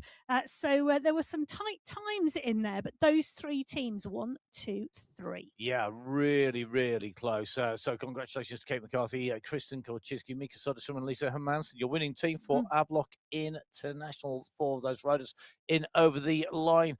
The full results on MyWhoosh.com. And at the moment, of course, all unofficial. Let's move from category 1 to category 2, where we saw a fantastic win for Tastia Susnik, taking away top spot from Jennifer Gottelander, who led that sprint back in. A real battle. And I mean, this could have been in any order behind, really, even with maybe half a K to go. Yeah, because it was such a big group. It really was coming through and over the line in that category 2 race.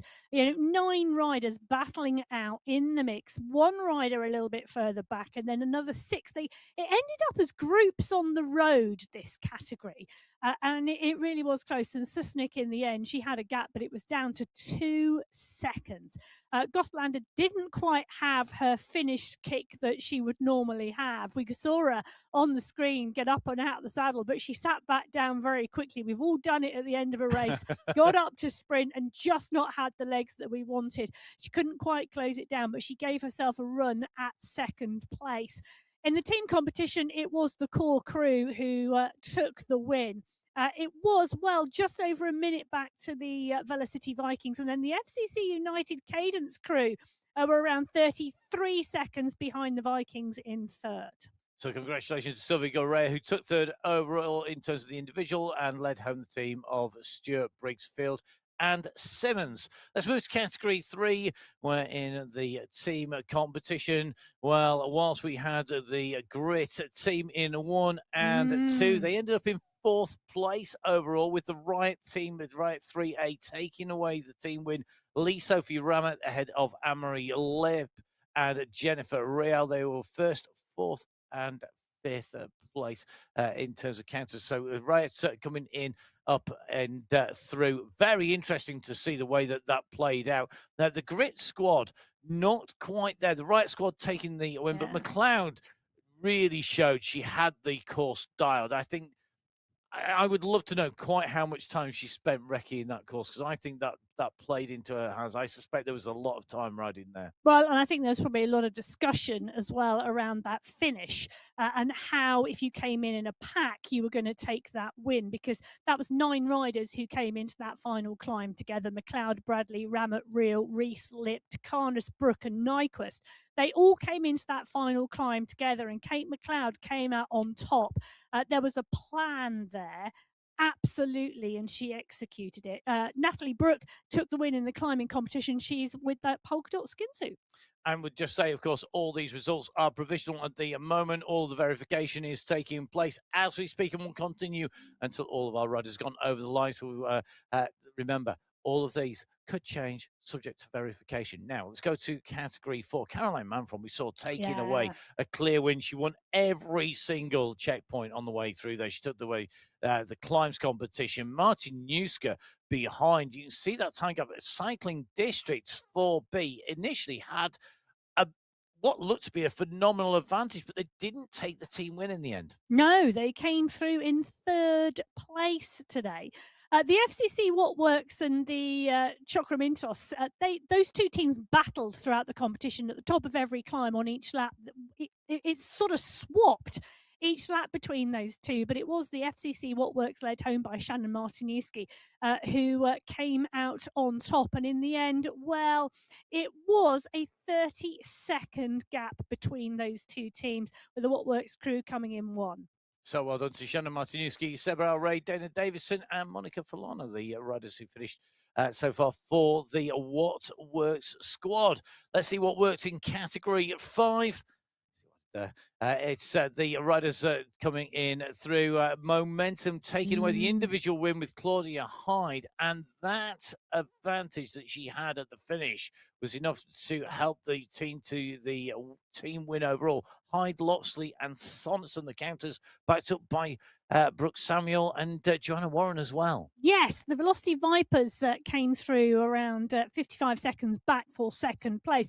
But it was close to third, you know, because just 12 seconds back, the FCC pedal artists took third place today.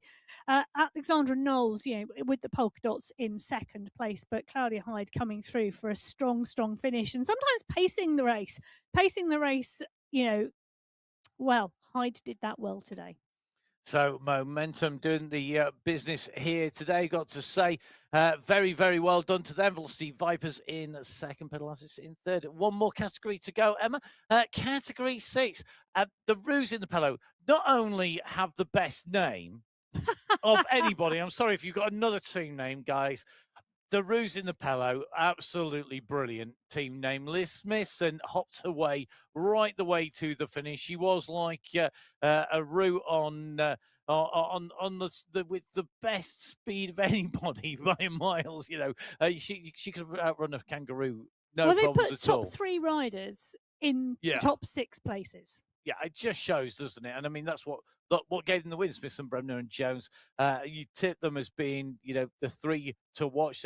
And 3 was the magic number today, as Emma intimated at the start of the day. Velocity Vipers coming through to take away second place with Marshall Arias and Hoyas counting there. And it's, for me, the Category 6 race to the Category 1 race. I mean, they're all been really, really hard fought, not just individually, but in that team competition as well. Yeah, and the team competition really adds to the final. Can we just give a shout out to Alida Masciaretti? She finished third overall. She went out hard. She took the climbing competition. She couldn't hold it. Marshall and Smithson came through on the second half of the final lap to take 1 and 2. She did finish in third place, but credit where credit is due. 100%. She raced that really hard today, and she really gave it her all. I was really, really impressed by how she rode. She really rode. You know, it was a gutsy ride, and really, I hope inspirational. If you're watching and you're thinking, "Oh, I want to jump on board," we start again with our qualifiers next week. Before we get there, don't forget we've got lots of great racing. We've got lots of Tier 1 events this week. We've got our quads racing. We've got the Rampage racing on the 1st of June. All these at multiple time slots. So quads racing, the Rampage racing, and our Masters racing as well. Don't forget, we've got the Apex Racing League. We're going to the Outer Loop in Australia. That's on Wednesday, the 3rd of June, and that is at 8 o'clock Gulf Standard Time. 55k of racing, 838 meters of ascent. Going to be a tough one. If you want to know what mission we're on, well, I can tell you we're on the full gas in Swiss mission.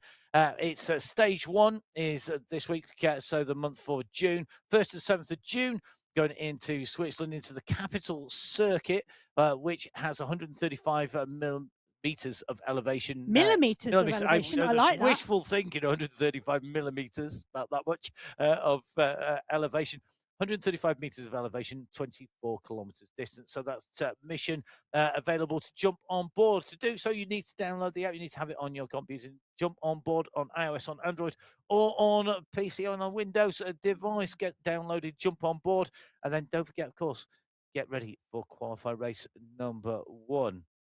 Emma, great month for the women has really been concluded in style here in Canada, in Montreal. We're going to be heading into the men's racing in a short while. We're on the same circuit. Instead of 3 laps, we're doing 4. Do you think the men's race will follow this same format, this same style of racing where it's aggressive from the start because of that initial climb, that first 2K of climbing? Yes. Just needed one word. Yes. Concise. Fair dues. Okay, well, whilst Emma is being concise and economic with her words, I'm sure she's saving them all for when Emma and myself, Matt Payne, will be back with the men's race. Don't forget, follow Emma for the adventures at biking_Emma and see what Emma is up to on and off the bike. You follow me at Matt Payne, and make sure you follow MyWhoosh. It's at MyWhoosh on Instagram and on Facebook. And don't forget, whilst you're online, hit subscribe, like, follow whatever you need to do, wherever you're watching, whether that's on YouTube or, of course, on Twitch TV. Thank you very much for watching. Get yourselves refueled, rehydrated, but keep watching, because we will be back soon. Until we're back with the men's race, from Emma and myself, we'll see you soon. Goodbye. Goodbye.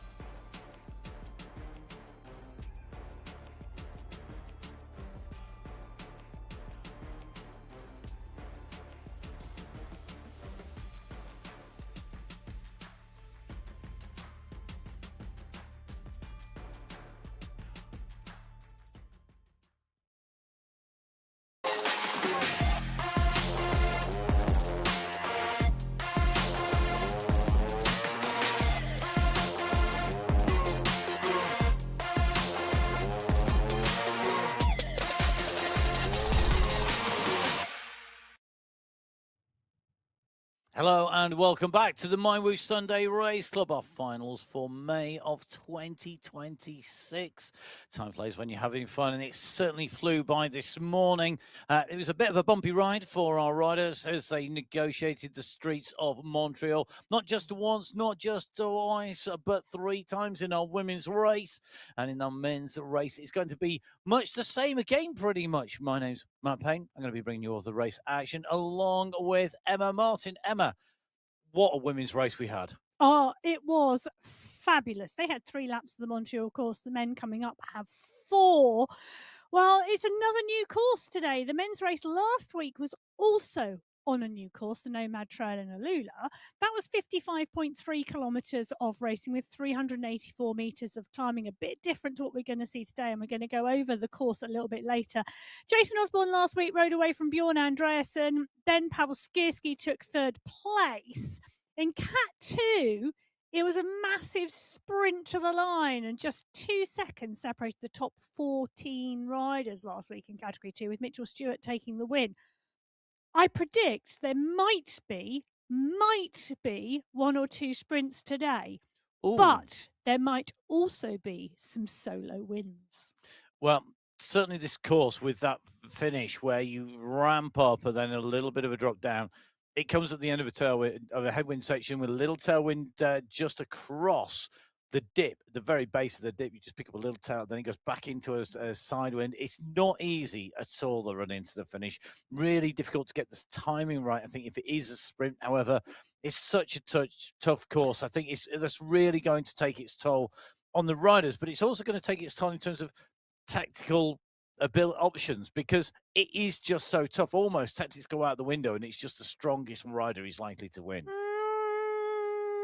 Yes and no. That's a no then. I think one of the key things here is when you look at the map, and we'll look at the course in a minute, as we said, you look at the major climb and you think, oh, that's the key deciding factor. But I think we learned very clearly in the women's race it's not. I think a group can work together on the transition between those climbs and bring back a gap. And I think that headwind on that sort of, second half of the lap is absolutely crucial for breakaways, but also for groups. And I think it's going to be a tale of 2 halves each lap. And it's going to be really interesting to see what the team tactics are in the men's race and how the bigger race fields play out on the course. Well, let's take a look at the racing at our finals with our team competition in play. Let's dive into the men's race on our finals for May on the MyWhoosh Sunday Race Club.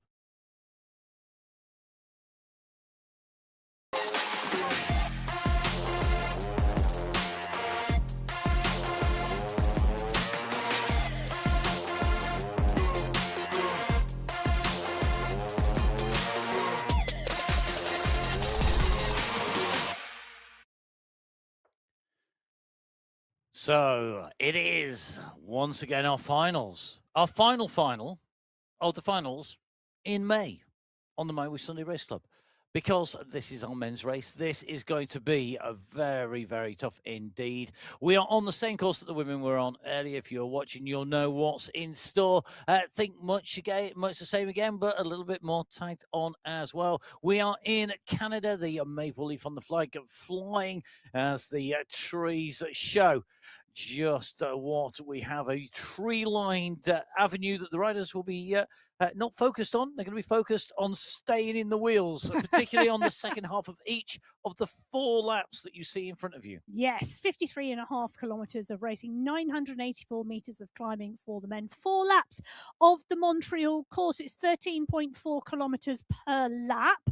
And you can see there is very little, if no, flat out there on the course. They come out at the start and then straight up the first climb of the day, and it's just the top of that 3-segmented climb that is part and parcel of that climbing competition. 4 climb segments today, combining in that polka dot jersey competition. No sprint competition today at all, but as we transition through, you can see it is a tailwind on the descent of the climb, and then straight into at around the 5.5 kilometre marker, a block headwind section, should I say.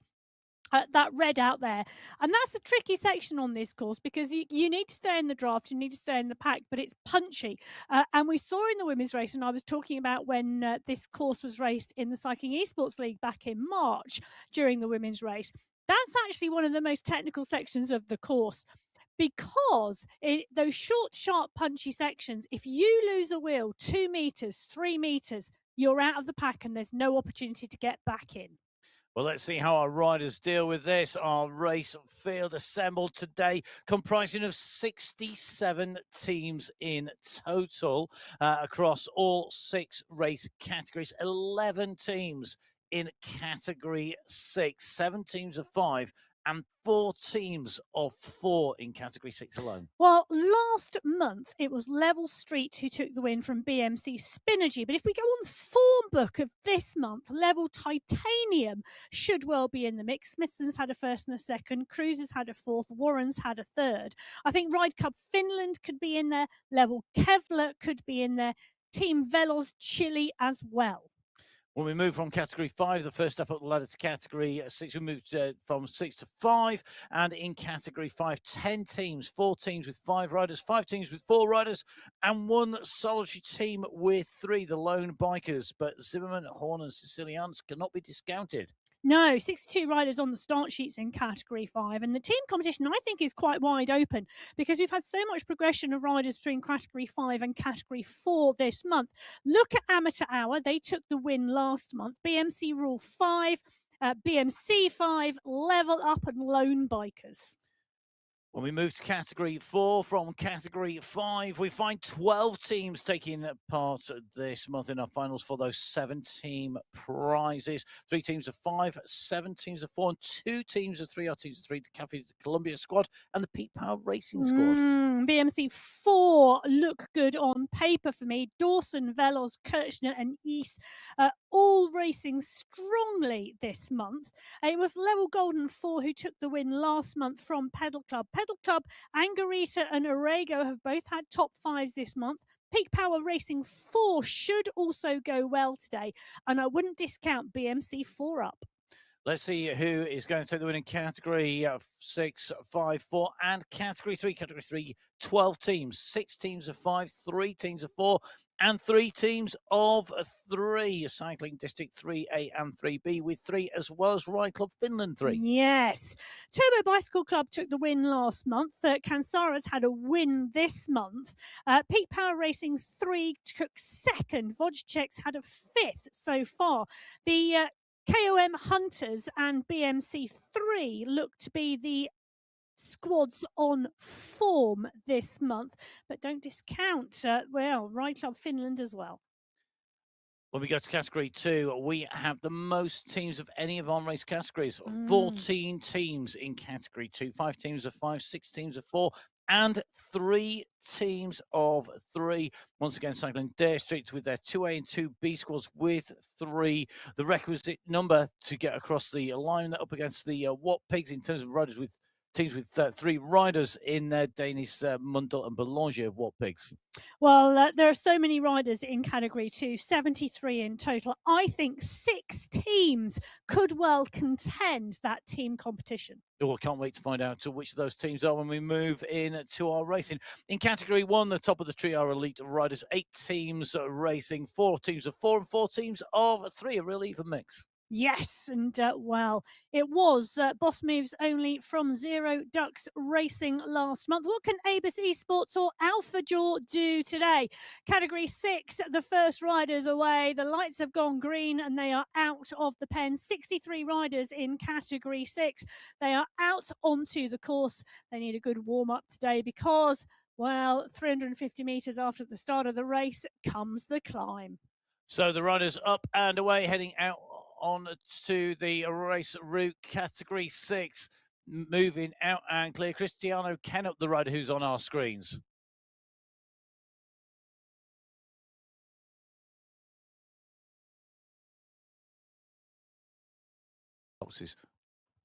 Okay, so you can see Cristiano Canup at the moment just spinning his legs out here, going for the early one. This climb, 2 steps, Emma, going up on to the top of the climb here.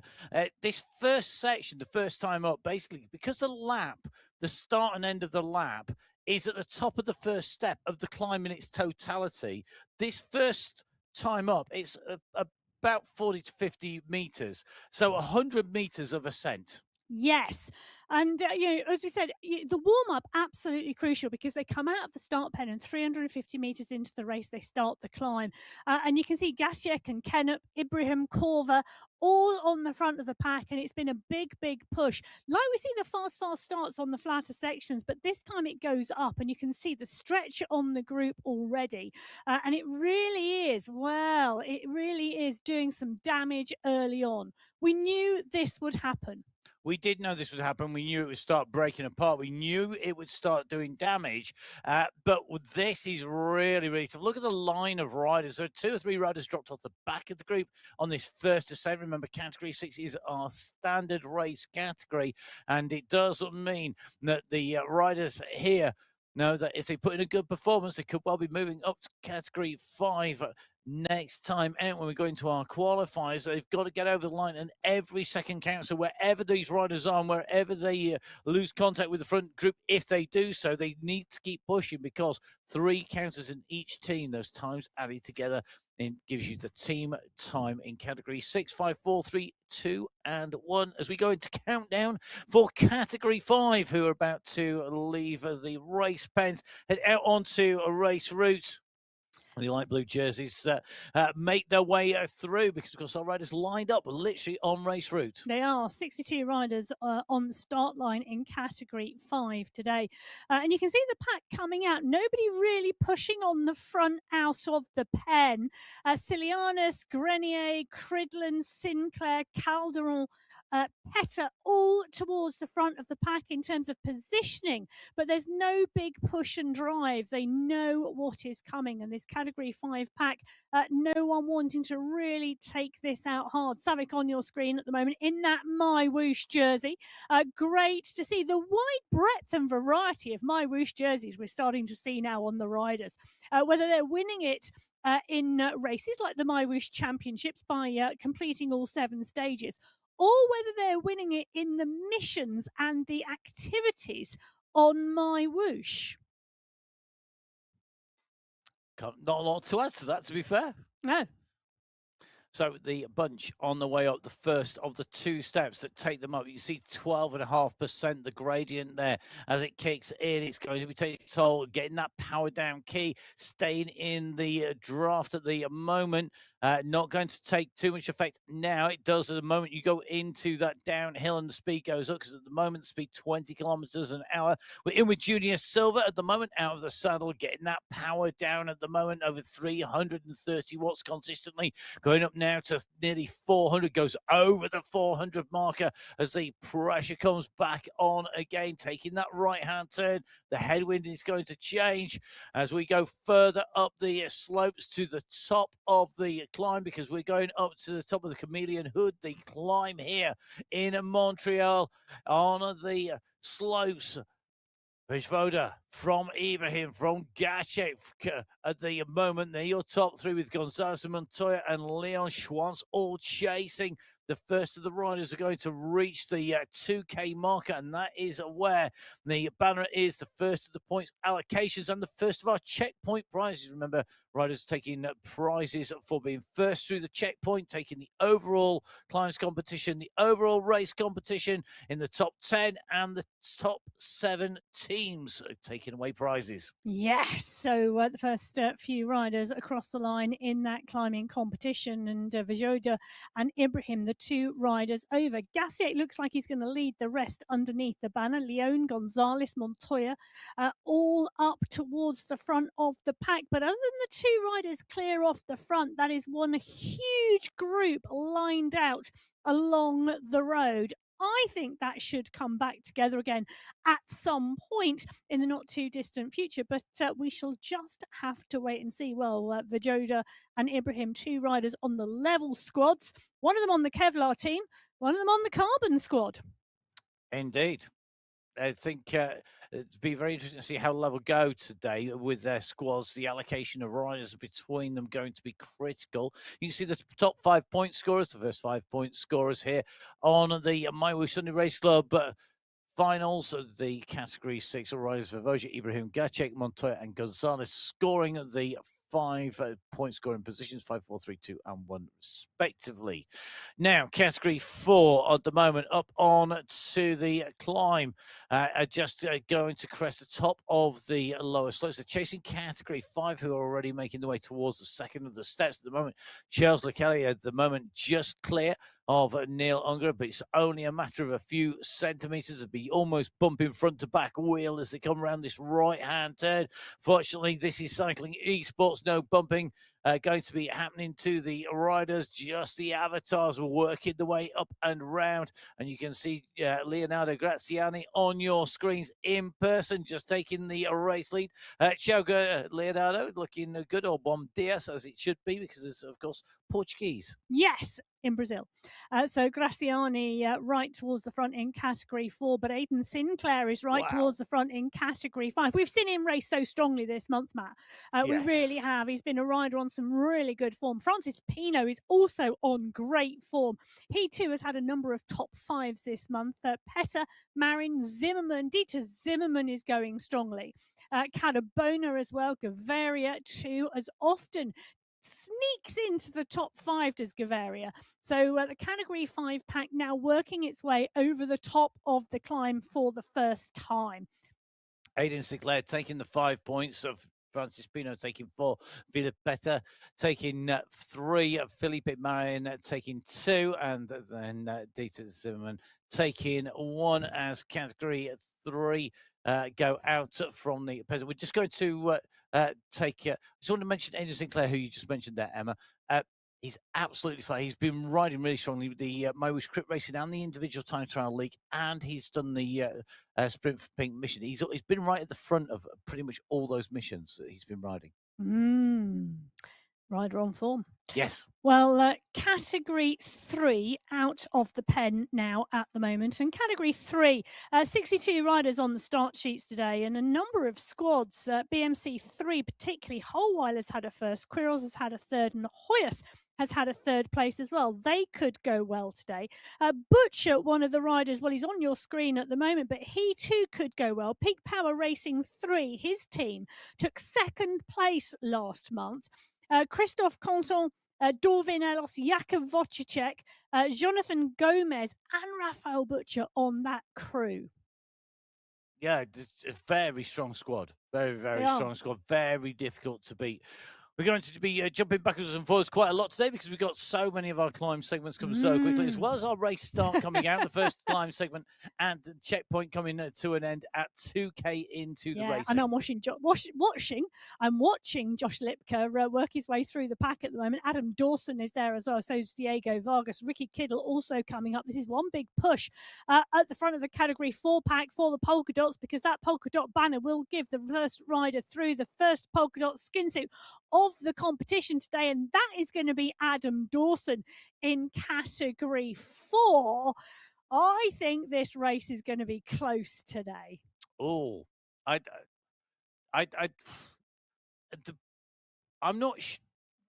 I don't know. I think this is the thing with the way. You could be absolutely 100% right, or you could be absolutely 100%.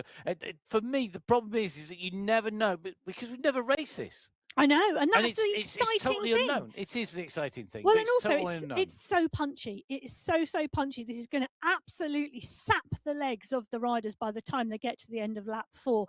We're down with Jamie Cahill at the moment in the start. The light's going to go green for the category 2 race field. This is our biggest race field today. 73 riders on the start sheets in category 2. And I think this team competition is so wide open. I'm not sure I've ever seen anything like it. Beast Mode and Friends, Theme, Santos, Guerra, Walter and Gorjank. BMC Elite Racing, they could go well. Mitchell Stewart's had a first and a fourth. Gloria Victus, Jonas Bjarhead's had a third and a fourth. The Goats crew, Jeffrey Miller's had a third. Khan Cairns had a fifth, and Vidal Mayer's had a fifth this month. They're Gledness, Langevin and Lewis, and then the What Pigs. Take a look at your screen. Those are Cat 2 riders. Any one of those could be on form today and flying. I think one rider that I agree with the team Balbina could be very difficult to beat because they've also got Ivan Nuki on here, and we know when those slopes get steep that Nuki can really power his way up there, and that power to weight ratio he's got is great. So we'll have to see how Ivan Nuki goes I think today. sometimes we sort of assume Ivan Nuki is a longer climb specialist. These are short, sharp punch climbs. I'm looking forward. So steep. I mean, I'm not discounting Ivan Nuki at all, but I'm looking forward to seeing what Jesse Langevin can do because we know him as a sprinter, but this is a punchy course, and sprinters do repeat efforts regularly. They do. Now we're in with Asensio Bonzi at the moment, who takes away the polka dot skin suit because he scored the 5 points, taken the win and taken the checkpoint ahead of Karol Slater, Henrik Oya, along with David Kowalski and Daniel Bendetti. Now he scored 5, 4, 3, 2 and 1 points respectively. You can see the time to get to the line by Diego.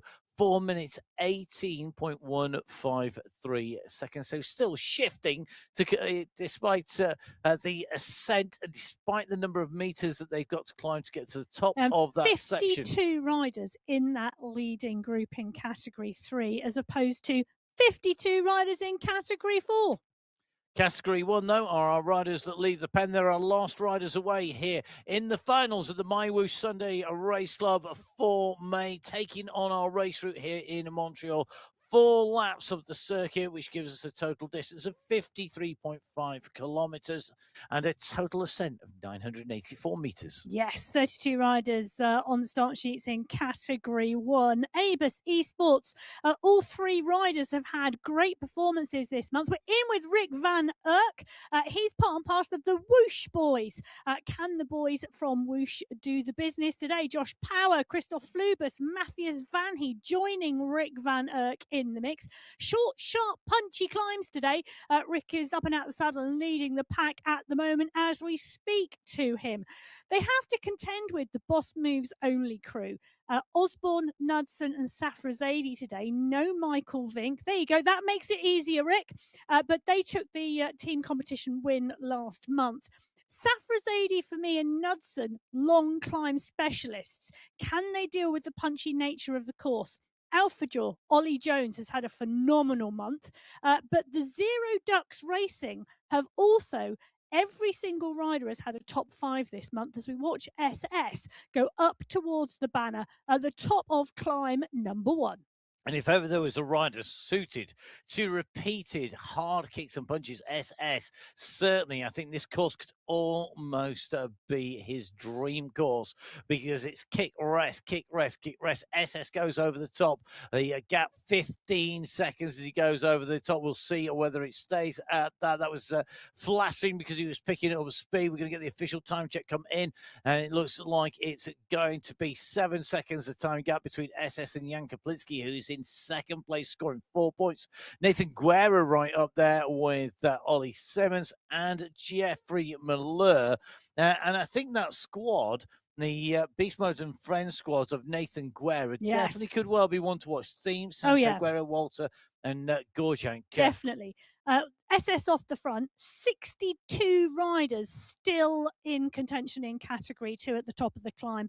The strength and depth of that Category 2 race field is going to be one to watch today.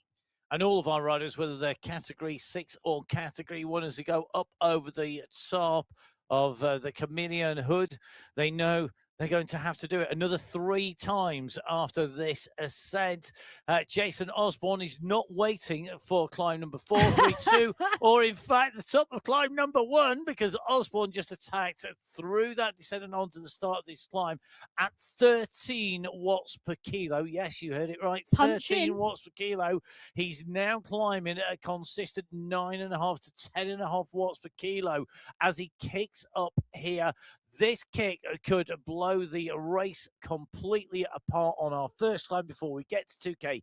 Now, he has been going out and claiming the KOM week after week after week, and then also taking the overall. He's not been focused on the sprints as much. No sprints today. Osborne has the potential to take away all 4 checkpoints and the overall race win.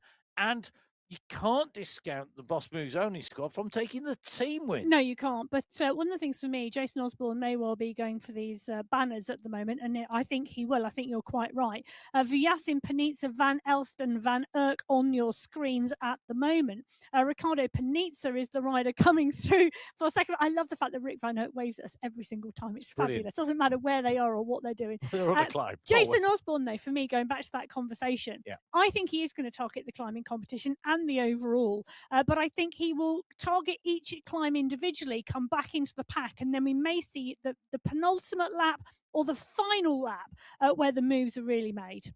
So Jason Osborne taking 5 points, Ricardo Panizza taking 4, Lionel Vyasin taking 3, Stefan Van Els taking 2, and Pavel Skierski taking away 1 point. Those points will be added up throughout the duration. Maximum points possible scored, 20 points if you were to take all 4 wins. And if it does come to a tie, quick reminder that the person who had the highest position on the first climb will take away the win. One quick fact for you about Jason Osborne. Jason Osborne, before he started today, had won 50 King of the Mountain competitions overall in 145 races. Wow. That's amazing.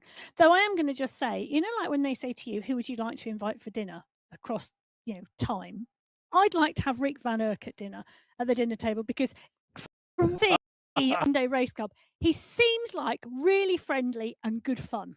Thoroughly nice chap. Yes, I think he'd be a great person to have for dinner. When you pick the 6 people you'd have for dinner, Rick Van Urk is on my list. Is he really? Yeah, he is. Who else is on your list? From the Sunday Race Club? No. Because the other Sunday Race Club rider I'd have on my list is Mel Scriven. Oh. I think she'd be a giggle as well. Okay. If you've got a list, pick then your I'd have 6. Jane Austen. So, six people. Jane Austen, only because Rick Van Urk, and Mel Scriven. It'd be so funny. So let us know your top 6 people. If you could invite 6 people to dinner, and at least 2 of them had to be Sunday Race Club people, please send your list to @biking_Emma on Instagram. So that's @biking_Emma, and send your list of the 6 people that you would have for dinner. Do you know, if I had to pick 6 Sunday Race Club riders to have for dinner, just Sunday, it'd be so hard. It would. I think SS would be on my list, because I think I'm really impressed by. I want to take away his tips for being able to put these repeated kicks in, because I think I can sort of sprint. Yeah, probably the difference, isn't it?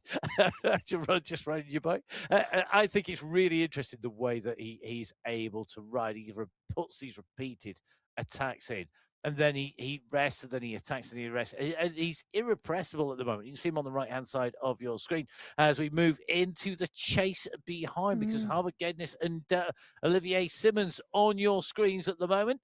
In terms of avatar form, Ollie Simmons on your screen in terms of the rider that we're seeing in person in his pain cave, part of that big group of riders. He went over the top of the climb in 4th place, Simmons. And when we talk about riders who regularly feature, 170 races, Ollie Simmons, 35 sprint jerseys so far, and 9 KOM jerseys. So another rider regular at the fore where it counts. Yes, Jackie Bjorklund on your screen, part and parcel of the Gloria Victus crew, all in that category 2 pack. That pack, look at the size of it. SS is out front, but that is the pack. Now the pack is motoring at the moment, and just a bit of a push coming on the front of the pack as they get to the top of the climb and go down over the other side. We say look at the size of the pack, but I can see there are groups off the back of it already. It's really starting to freshen. That's the thing with this course, isn't it? It's not just about the effort for 1 climb or 2 climbs or even 3 climbs or 4 climbs. It is constantly climbing that course profile. You can't find anywhere flat on there. It just doesn't seem to exist anywhere. Almost the only sort of flat place is just beyond this little descent. There's a little flatter section, but we will see whether or not that I reckon is there's still 10 tough. climbs per lap.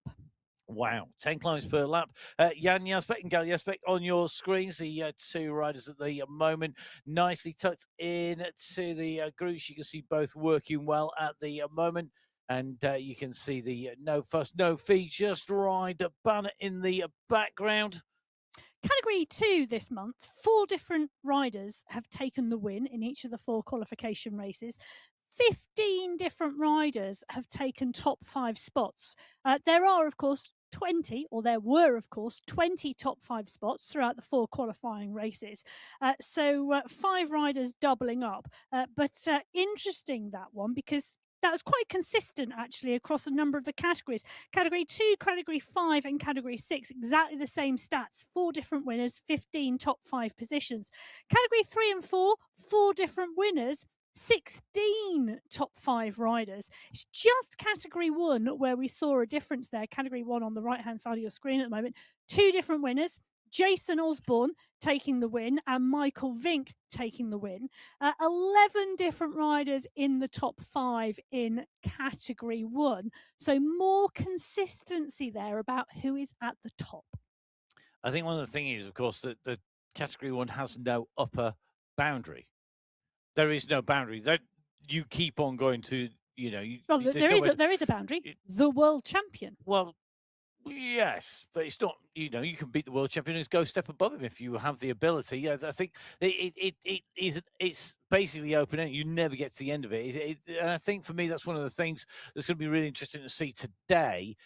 Do the riders think that there is a boundary in terms of Jason Osborne isn't beatable, so therefore their boundary is second place today, or do they think they can push beyond him? Well, I think this is an interesting course for can you beat Jason Osborne, Yeah. because it's a very different type of course to what we normally see on the Sunday Race Club final. We normally expect a Jebel Hafid, a Jebel Yace, something with a really long 10, 12, 13 kilometre climb at the end. Ricardo Panizza, I think, should look forward to this course. Short, sharp, punchy efforts, a very different type of racing. And there's a number of riders in here for me who could go well today. Ruben Dont, for example, is one of them. He's been having some great racing this month. Dont has had a number of really strong rides. He's had a 2nd and a 5th for the Zero Ducks racing team. And for me, this again is one of those types of courses. Andreasen, Pucker, they could go well as well here too. Let's see how that plays out. Category 1 at the moment, the last riders who left the pen at the 7.6 kilometre marker are riders in Category 6, currently approaching the 14 kilometre mark. Category 6, the first riders to leave the pens. You can see the polka dot skin suit in there. That's Eric Vavoja, who's got the polka dot skin suit in Category 6. In Category 5, that polka dot skin suit being worn by Aidan Sinclair. The Category 5 leaders just approaching the banner for the end of the lap. There's a little bit of a gap. Basically, there's a long train of riders and then a little gap up to the race leaders. But it's not huge. Category 5 making ground. We do expect to see all of our riders continue to move up and get closer together. And Category 1 potentially then go into our race lead. And almost all those positions be reversed. We're in with David Young at the moment in Category 5. Just good to see he's in here. Thank you very much for the wave, David. Oh, bless him. It's the one moment, I think, on this race route where you maybe just... You can wave because you're on it's sort of the downhill on the run in towards the ascent. I think it does make a little bit of a difference. A little bit of a difference. Well, also in the pack here is Paul Garin. He's punching and just up out and out the saddle. It's a technical finish and a technical transition onto the next lap. The finish line comes at the top of the climb. You come over the top of the climb onto the flat section. You've got around 100 metres till you get to that finish line banner, and then you start the climb for lap number 2. So they are out and on to the second lap. This is Category 4, and they are on the run-in to the finish. Andrada punching on the climb at the moment. This is indeed that small climb that we talked about. You're going to transition onto the flat section very, very quickly. Luis Andrada leading the Category 4 pack. The banner is coming very, very shortly, and the entire pack is getting a good sight line numerous times of how the finish will run. So Luis Andrade, who came over the top of the first climb, he was in 29th position. It led them in onto the climb. He's been inside the top 5 on a couple of occasions so far, but the race led through by Daniel Moretti over the line that time around. But that is just the end of lap 1. There's no points to be scored. Moretti, again, same track record in that top 5 twice so far for the Brazilian, who's got the gap at the moment. He's just starting to stretch his legs out on his way through as we drop in with one of our most experienced riders. It is Nick Scolari. Now, we often say Nick Scolari is a man who likes the racing hard. It doesn't come much harder than today in lots of ways. Australian champion in the Masters competition, the 40 to 44 age category. He's fast approaching his century of races, 91 races on the MyWhoosh Sunday Race Club. And when I tell you he's been first 8 times, second 6 times, and third 3 times, it shows you just how consistently good he is. I think he's one of the riders to watch today. I think the Turbo Bicycle Club, the team he's in, he's got Mathias Kalman, he's got Nico Cansara, who is on great form. David Goodall is in there as well. Henrik Oyer is there too. For me, Scolari is one of those riders who likes his type of course. I think Wouter Clays is also another rider who likes his type of course. It's very reminiscent of Belgium, just harder. Patrick Bloom on your screen at the moment. I'm not sure whether he's looking forward to the course, but he's right at the front of the pack. Ronchetti is the rider up there with him. Bloom just goes on to the front of the pack.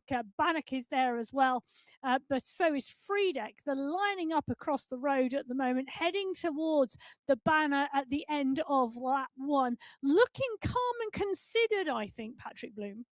Yeah, very much so. A rider who we know is going to be up and in the mix. Couple of wins on the Sunday Race Club so far.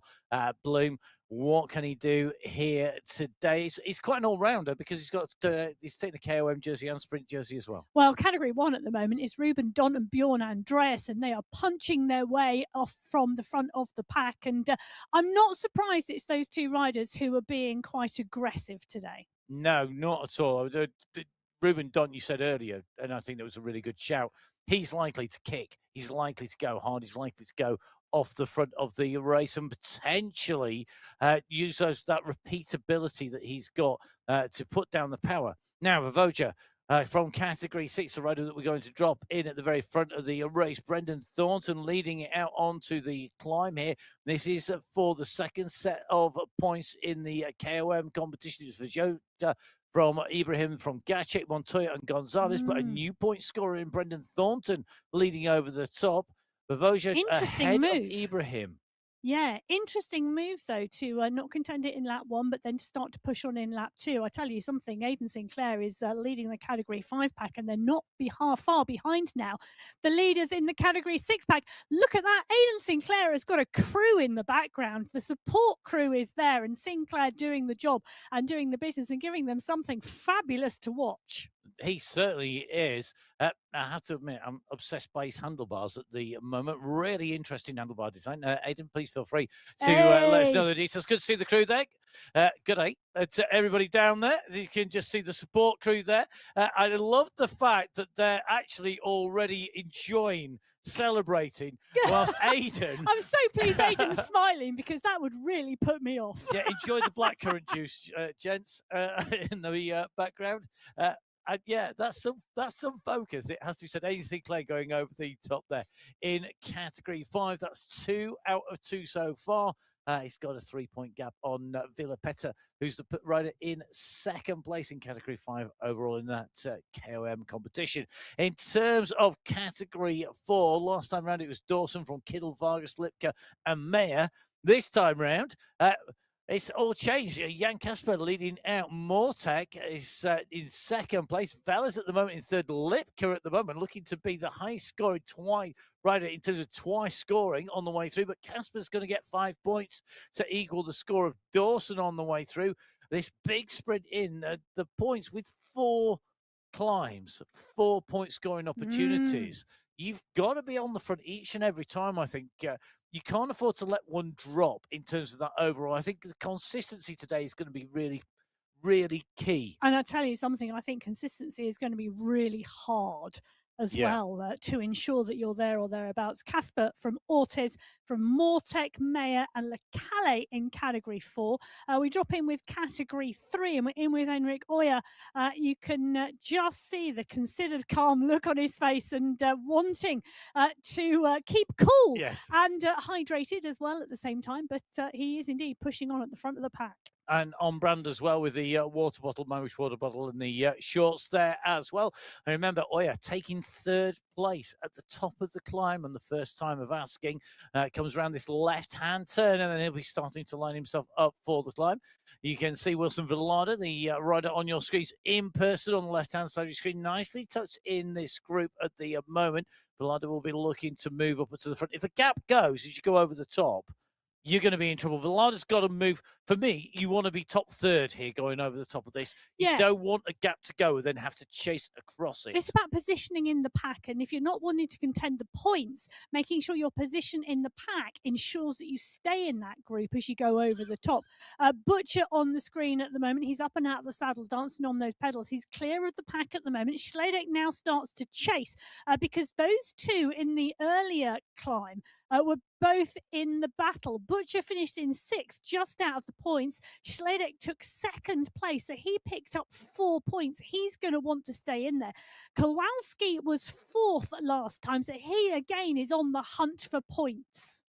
So what can Kowalski do? They're starting to push his Slidek in front of him as they were on the previous climb, looking to see where Pons is. And at the moment, there is no sign of the man who took the 5 points last time out. Can he start to move his way up? At the moment, Raphael Bush is looking like he's going to have this dialed. Slidek in 2nd position, just coming onto the back of a group of riders in category 4.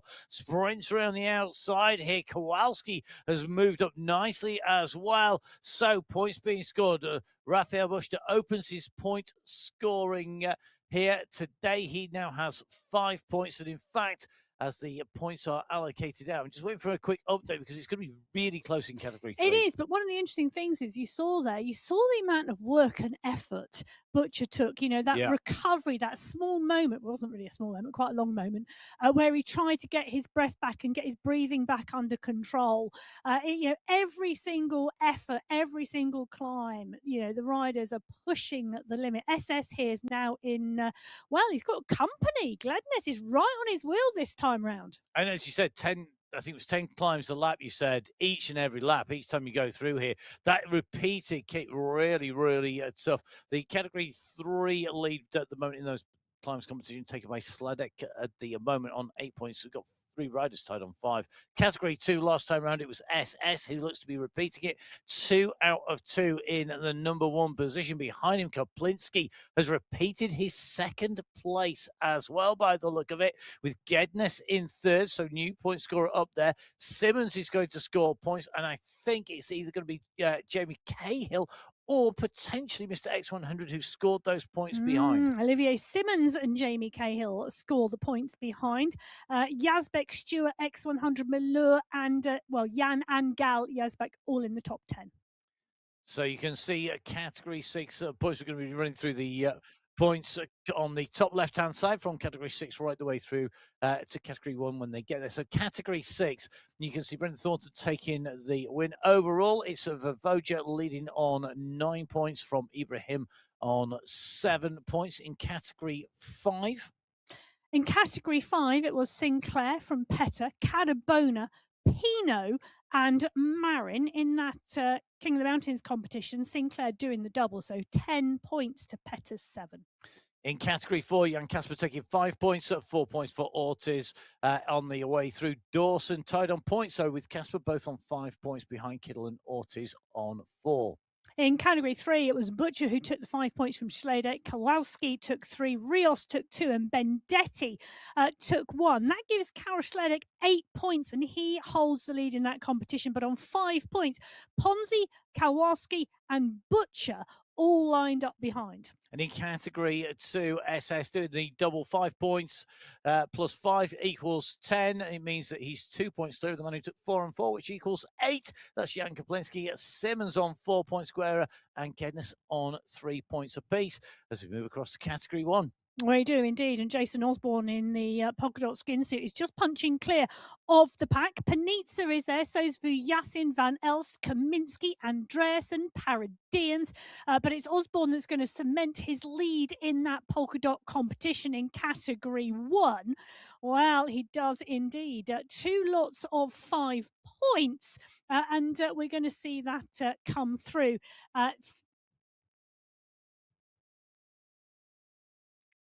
So Jason Osborne, line of Yasin, Ruben Dontnall, Pedersen, Powell, Skierski, all coming through.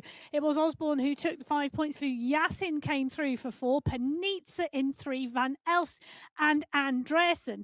That does indeed mean that with 10 points, we see Jason Osborne in there. 7 points to Panizza. Vujasin is also on 7 points. So Vujasin and Panizza tied in second place. So at the moment, Ricardo Panizza living up to the billing. Emma has given him of being a man who could go well on the course here today. Let's see how that plays out. Interestingly, though, if you take a look at the attrition from lap 1, in all 6 race fields, we've lost riders from the group since the top of the climb. So Category 1, we had Jason Osborne clear with 26 riders chasing. This time round, we've got Jason Osborne clear with 21 riders chasing. Jason Osborne continuing to push here at the moment, and Bjorn Andreasen is having to pick up the mantle and trying to close the gap this time round, because Osborne hasn't come back to the group. First time up, he did come back. This time round, not yet. We'll have to keep our eye on that. I thought he'd wait till the penultimate lap, but no. Lap number 2, off we go. I think he's ascribing to your theory of that he knows how long it's going to take him, and he wants to do a set amount of time to the finish at a set effort. Yes, that's interesting, isn't it? It's an interesting thought. So they are lapping in around 19 minutes. So if you think about the fact that he likes, what is it we say every week? He likes a 60-minute hard effort on a Sunday race club. And that's exactly what he does, regardless of the course he's on. With what he thinks is around 60 minutes to go, boom, boss moves. So I think if you're out there, maybe we've just given you one of the keys that might unlock the door of challenging Jason Osborne. Sorry, Jason. Let's jump in with Xavier Maillard, who's up on the front of the race in Category 6. Here you can see this group of Category 6 riders in those purple jerseys on their avatars. Xavier Maillard with the blue MyWhoosh Championship jersey. Remember the MyWhoosh Championship coming back. It was around in 2023. We kicked off with it. It's also been around last year. You can watch back all of the racing on the MyWhoosh YouTube channel of the championships from 2023 and 2025. It's a whole lot of hours. And then, of course, this year in July, at some point, will be the 7 stages across 8 days with 1 rest day in the middle, or should I say towards the back end of the racing, 1 rest day for the riders in terms of that championship. Emma. Yes. Shall we run through? Should we attempt to give people a heads up in terms of the team competition at the top of climb number 2? Because we've done 2 of our climbs. Yes, we can do that. Halfway through. Category 6. Let's start with Category 6. So at the moment, at the top of the climb on lap number 2, Level Kevlar were in the lead in the team competition in around 30 seconds ahead of the BMC 60s, who were about 4 seconds clear of Level Titanium. In Category 5, Amateur Hour leading at the top of the climb on the second time they went up there. The gaps, though, minimal. Only 4 seconds separating Amateur Hour from second place Lorem Ipsum.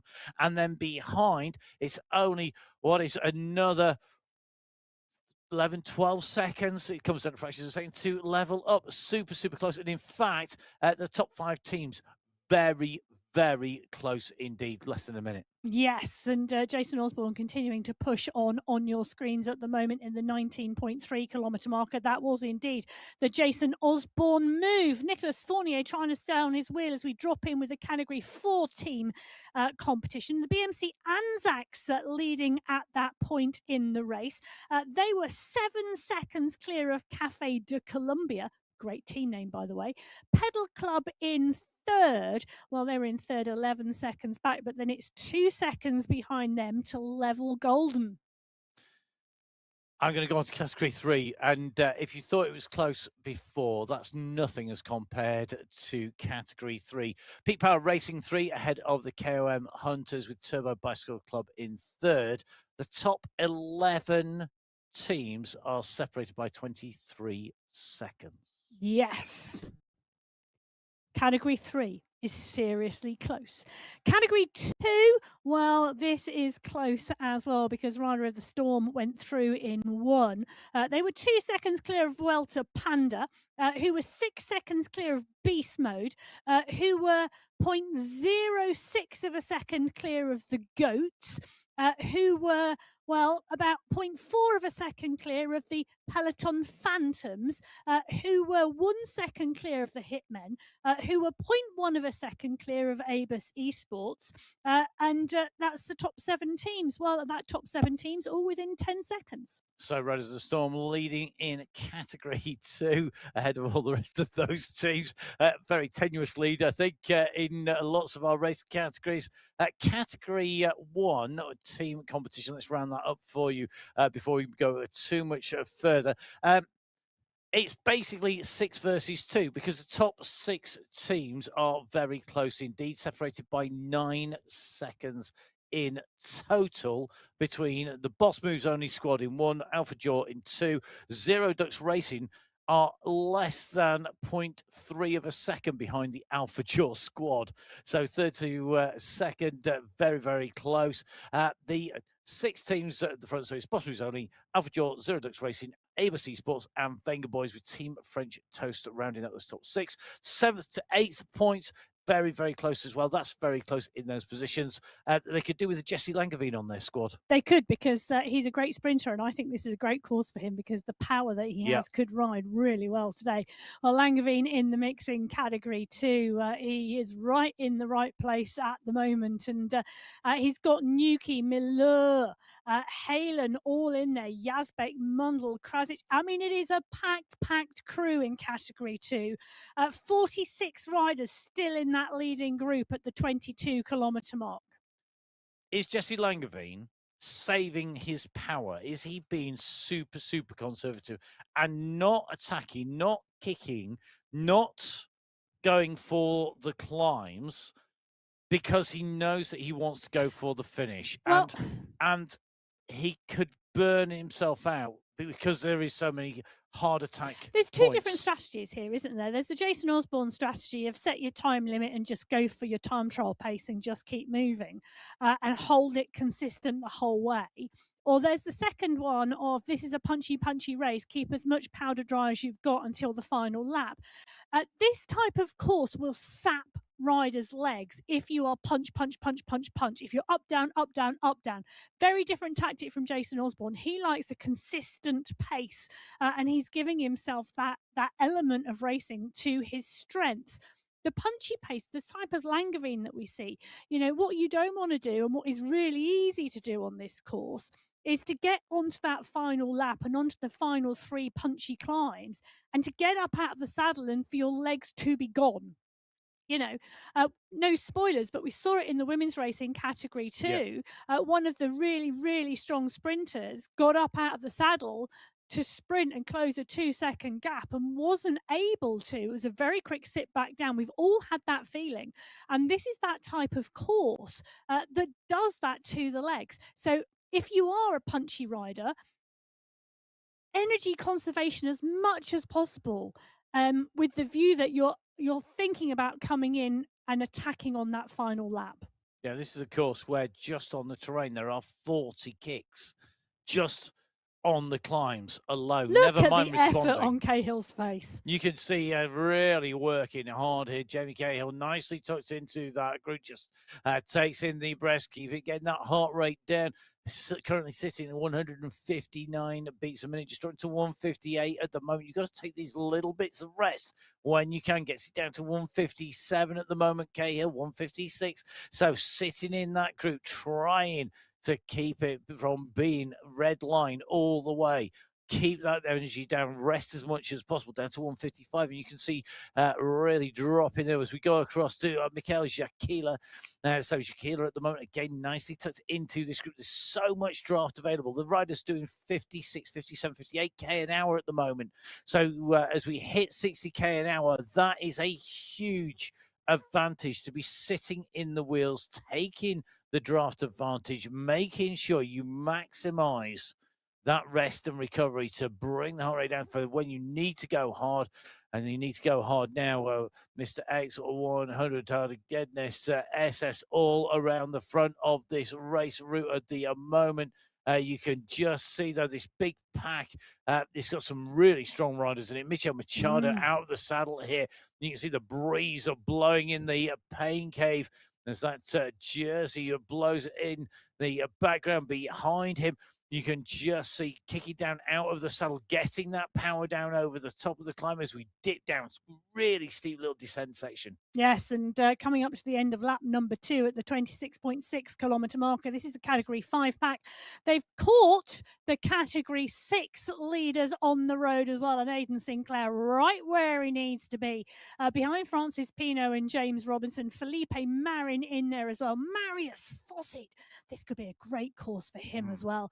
Gavaria is in there. Then the Category 6 riders, you can see those purple jerseys, Rojas, Montoya, Escobar, all in the mix. That, I think, until we push on now to the second 2 sections of the first climb, we're going to see that split. But the Category 4 pack, they are not far behind. And at the top of our climb, Category 4 had a substantial group together. It was about 30, 31 riders. Yeah, 31 riders, Category 4. Over the top.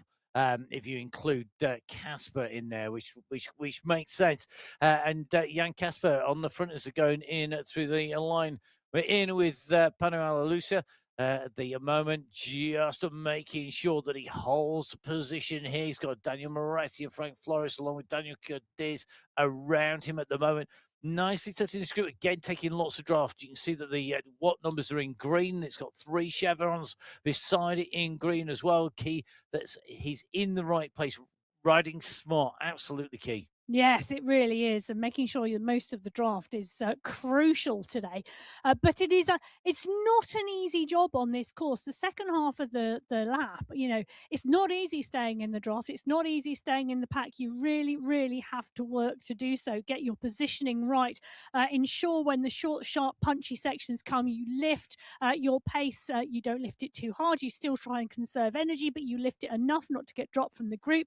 It's as much as a thinking course as it is a physical course, and that is challenging.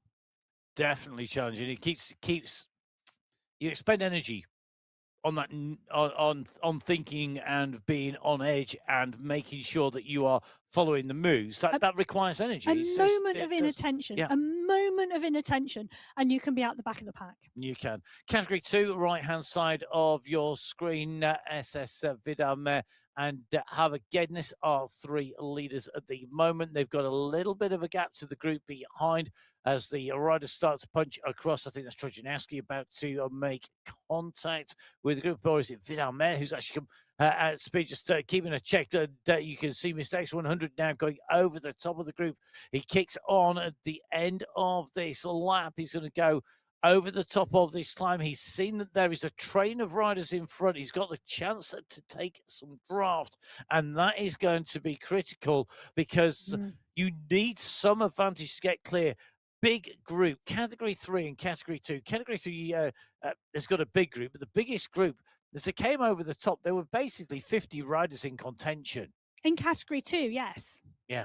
I know, but we took, it's the biggest race field. 73 riders took to the start today, and it has indeed been a huge race field. 63 riders over the top of the climb on lap 1 together, 46 at the top of lap 2 together. We're going to see how many go over the top of lap 3 together, but it is a huge race field, and the strength and depth is absolutely phenomenal. Well, the absolute phenomenal performance from this man, Jason Osborne, the world champion, is doing what Jason Osborne does, going with an hour to go. 38 seconds now on the group behind, because the group behind are racing for the team competition and for the minor places. But Jason Osborne is putting the Boss Moves Only squad in a phenomenal position by giving them the gap.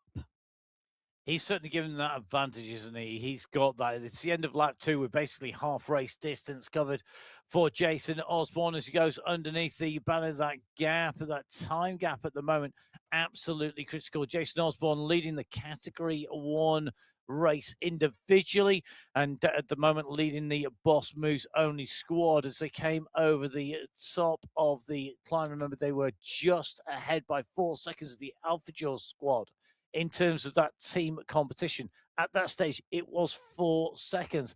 And if you think there's some serious money at stake, I won't go through all the prize fund details. You need to go back to watch the women's race for that, or go on to MyWhoosh.com. But the team win here today is worth $9,520 for the winning team in Category 1. That is a substantial amount of money, and that is worth every single pedal stroke. And with the top 3 riders in the team's time being added together to create that team competition, it really is about who can get what time gap, how close to your other team members you are, and the tactics that come into play because of that. And I talk about the tactics coming. We also see conservative riding because of that, rather than aggressive riding. Sometimes we see it can go either way. Give us an example of that conservative riding. So riders looking at each other and being more concerned about the positioning in the team competition. So for a moment, Jason Osborne's gone down the road. That affects every team in the same way.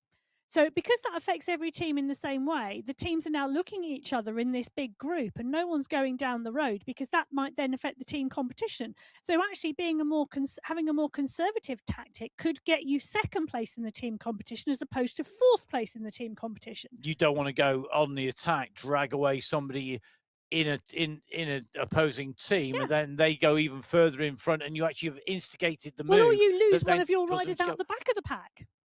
And that then your move has done damage to your team. So exactly. So these riders playing chess on wheels more so than normal. This is like 3D chess rather than just straight chess. Yes, when we have the team competition into play. Kaminski on your screens at the moment, up and out the saddle, and this is the 3rd time up the climb. And the push is here in the Category 1 pack. This is the pack that's chasing Osborne, and that pack wanting to stay together. Nobody wanted to get out the back. Well, categories 4, 5, and 6 already up and over the climb. Category 3, the next group of riders to hit that polka dot banner. And this is interesting because Schledek and Kowalski are going for the banner again. Let's see what David Kowalski can do this time around. He has had a 4th place. He's had a 3rd place. He's looking now. He's in 2nd position this time round. Karol Sladek has had 2 2nd places, but he's now leading this out at the top. He's got the best overall points, Sladek. He's on 8 points, 5 points for Kowalski. So that gap could well be opening unless Kowalski can pull back. Sladek is a big ask with the distance that's left. You can see Kowalski really pushing on it. Henrik Oyer is not out of this either. He's going to be scoring points. He scored points already. Good push by David Kowalski, chasing Karol Sladek in that polka dot skin suit in Category 3 as they go up over the top. The points added in. Sladek now 13 points to Kowalski's 9. Yes, but what work from those riders to continue to push. 32 riders in that leading group now in Category 3 as Jason Osborne, having gone past, well, Category 2 are there as well, but Category 2 have already gone through, but he's now moving on to the wheels of the Category 2 race field. They're not that far in front as Osborne goes through in 1 in Category 1. So we'll give you a roundup of the points and the positions across all 6 race categories with a bit of luck in a moment. We're going to focus on Category 1 at the moment because Ollie Jones is on the front of the race. Interesting moves this by Jones. We know him as a strong rider who can sprint on the end of a tough effort at the moment. This is a big push here. It could well break the group up behind. If Osborne is in a race of his own on the front, it's a bum fight behind, and everybody at the moment is throwing them out, because you can just see Andreasen taking the same place there from Jones. A real battle over the line there. Skisky's punch was every nearly second 10 watts per kilo. It's huge kicks going over the top, and it is doing damage. You can see top right-hand side of your screen, there are 3, 4, maybe 5 riders at the back of the group who have been distanced. We've gone from a 21 rider chase group to a 14 rider chase group, so 7 riders distanced from that. Let's run through those race fields, Matt. Category 6, you can see Juan Rojas taking the 5 points ahead of Brendan Thornton taking 4, Matt Smithson taking 3, Ibrahim taking 2, and Ashley Owen taking 1. It means in Category 6, Eric Vivoja is tied with Ibrahim and Thornton, all on 9 points. Category 5, Sinclair from Cadabona, Pino, Gavaria and Cirillo take the points. That gives Aidan Sinclair an absolutely perfect score of 15 points, and he cannot be touched now in that polka dot jersey competition. In Category 4, Jan Kasper scoring maximum points. He's taken the last 2 ascents of the climb. It puts him on 10 points ahead of Emmanuel Ortiz on 8, and with only 5 points left as the maximum point score from the last climb, it's between those 2 riders in Category 4. Yes, Category 3, it was Schledeck from Kowalski, Kansara coming through, Oya and Bendetti. That means that Schledeck now has 13 points to Kowalski's 9. In Category 2, you saw Mr. X100 just squeezing through on the camera shot ahead of Jason Osborne. He takes the 5 points as he went over the top there. 4 points going to his teammate on the UAE Clan Team SS, then Kaplinski, Stewart and Ridley. And that means at the top of the standings, it's SS on 14 points. It's Jan Kaplinski in second on 11. And the battle for the overall will be between SS and Jan Kaplinski. Well, Category 1, continue to push on your screen. That is the chase group, and the rider there chasing Jason Osborne, who took 5 points at the top of the climb. Andreasen took 4, Jones 3, Van Elst and Vujasin. In the King of the Mountains competition, the perfect score for Jason Osborne gives him 15 points to Vujasin's 8, which means Osborne cannot be touched now in that King of the Mountains competition. So should we round up some teams? I was about to say, should we take a breath before we round up some teams? It's fast and frantic. We're in with Jason Osborne, your race leader in the Category 1 race. Should we start with Category 1? Let's go the other way around. Yeah, we can do indeed. Category 1. Boss moves at the top of the climb that we've just seen them go over the top. Category 1. Boss Moves only squad at the moment in 1. Alpha Joy and 2 Zero Ducks Racing in 3. Then we've got Abus Esports behind. There's still nothing to separate. There is 0.05 of a second separating Alpha Jaw and Zero Ducks Racing in second to third position. And realistically, top 5 teams are all within seconds of each other. They are. The only big gap, and it's not really a big gap, 24 seconds separates Boss Moves only from Alpha Jaw, and with the small gap that separates everybody behind, that gap on the Boss Moves only squad is all about Jason Osborne's gap on the pack. What can they do behind? How much trouble can they put people in? We will have to see. Let's move to Category 2. Category 2, the Goats squad leading 2 seconds clear of the Hitmen. They are indeed, but they are like 1 second clear of Beast Mode and Friends, who are on the same time as the Peloton Phantoms, who are 2 seconds ahead of Gloria Victus, who are 2 seconds ahead of Abus Esports, who are on the same time as Vuelta Panda. So the top 7 teams all still in the competition.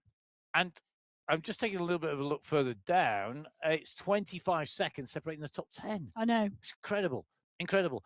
Let's go to Category 3, the team competition in Category 3. The KOM Hunters leading that competition by 4 seconds from what's up. Behind is that 0.9 of a second separating Turbo Bicycle Club from what's up. It is Category indeed. two. Oh. I'm just looking at the screen at the moment because Jason Osborne is pushing his way through the Category 2. He's gone past the chase group.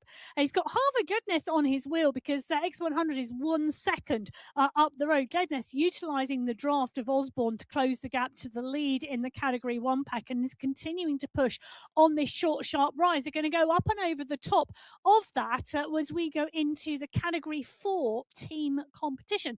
Well, in Category 4, the BMC Anzacs are in the lead by 3 seconds from Cafe de Colombia. It's then 42 seconds back to Level Golden 4, but they are only 1.5 seconds clear of Pedal Club.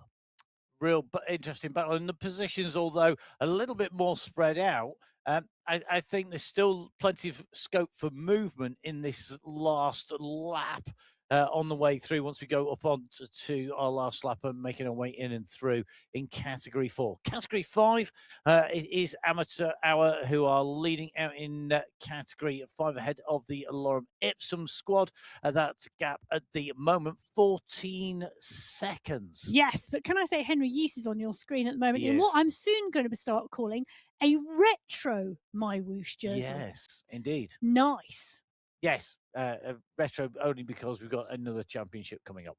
Yes. Okay, let's and have past. Indeed. Category 6, shall I have a quick run through? Level Yes. Kevlar, the team at the top of that climb. They are over a minute clear of Level Titanium, who are about a minute clear of the BMC 60. So the gap's really starting to get established in Category 6. Although quite close, I was looking a little bit further down. 5th, 6th, and 7th places, Reigl Finland, Level Carbon, ZTBI, Yanamani. They're separated at the moment by 50 seconds. Well, whilst we've been giving you riders. the run through of the team competition, Jason Osborne has gone through the Category 2 race field and out the other side. He's now 4 seconds clear of SS and X100, the two leaders in that Category 2 race. Osborne is coming up to the 35-kilometre marker. Further up the road, it is the leading group, and it's a mixed group at the moment. Category 4, Category 5, and Category 6 riders mixed in the group leading on the road. It won't be long till there's a Category 1 rider there, the way he's going at the moment. No, not at all. Not at all, but let's just take a look, shall we, at where they are on the road, because the leaders on the road are at the 36-kilometre marker, so they're coming up towards the end of lap 3 with one more lap to go. So 36 kilometres are just coming in to the twin piece, the last two lumps before they drop down to the base of the climb back through the line for what will be the end of lap number 3. So at the moment, as you can see, the riders completing laps 1 and 2 and almost completing lap number 3. When we go in, the riders have done this now 3 times. They know where the headwinds are. They know where the tailwinds are. They know the gradient in here. This is a new course, but they've done it 3 times now. Yes. So effectively, there should be no they surprises. Should have it dialed. Yeah, pretty much. Most people would have it dialed on 3 times. Not everybody can get it dialed on 3 goes, but I think the variation now is going to come down to the riders and what they do here. And for me, one of the key things is how they use the last climb. Is the last climb the attack? Is it in the headwind section, which is a brave attack? Or are you going to leave it till you come out of the red and orange and you're 52K in and you're going into that final kick? I think it also depends on where you are in the race and whether your race field has been caught. Because, you'll know this, Matt. I was chatting to you the other day. You'd been out road racing on a lapped course. You know what it's like for a race field to be caught by an earlier starting race field. It happens out on the road, and it's happening here on the Sunday Race Club because we've got 4 laps today. So it's not just about your own race field. It's also about what else is happening around that race field. The riders, at the moment, in terms of viewing, we see all of the 6 race fields on the nearby list. The riders can select their own race, so they can just see their own riders on the nearby list, which actually is crucial at this point in time. It's crucial, but at the same time, the ability to move between the two, because you need to be aware of what's coming. If you've got a big bunch of, let's say, category 2, because basically you get DQ'd by the commissaire, if not get flattened by the car coming past and the convoy behind. But when when the elite riders came through, that was we were on one side. Here, when the riders are coming through in a higher category who have caught you out on the road, you've got to also be aware that there's not somebody sitting in with them who's going to use that to come past at pace as well. Yes. So so for me, it's a balance of the two. And this is the great thing about cycling esports. There's so much data. One of the key core skills here is to read the race with the data rather than necessarily just what you're riding and who you're seeing around you in terms of avatars, but also read the data, read the radar view, look at the course profile, know what the course feels like, know where your distances are. I think cycling esports rewards smart riders more so than maybe a number of other disciplines. Yeah, I think there's more to think about. It's not like you've got, I don't know, a 55-kilometre flat section where the group is just going to roll.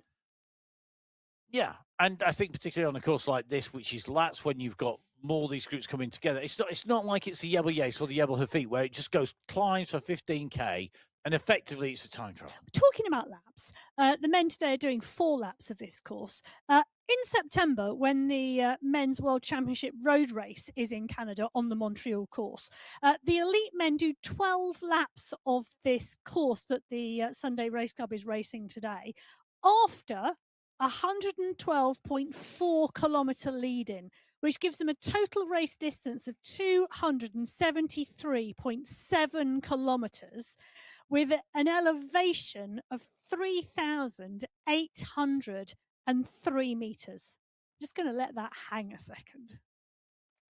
Well, I'm trying to think if I've ever done a race with 3,800 metres of elevation. Yeah, but you used to do a lot of hill climbs, but I bet none of them were ever that long. Even some of the biggest races, I don't think I've ever raced a race with that much elevation. I've definitely raced further in a day than 273k. Have you? Yeah. When?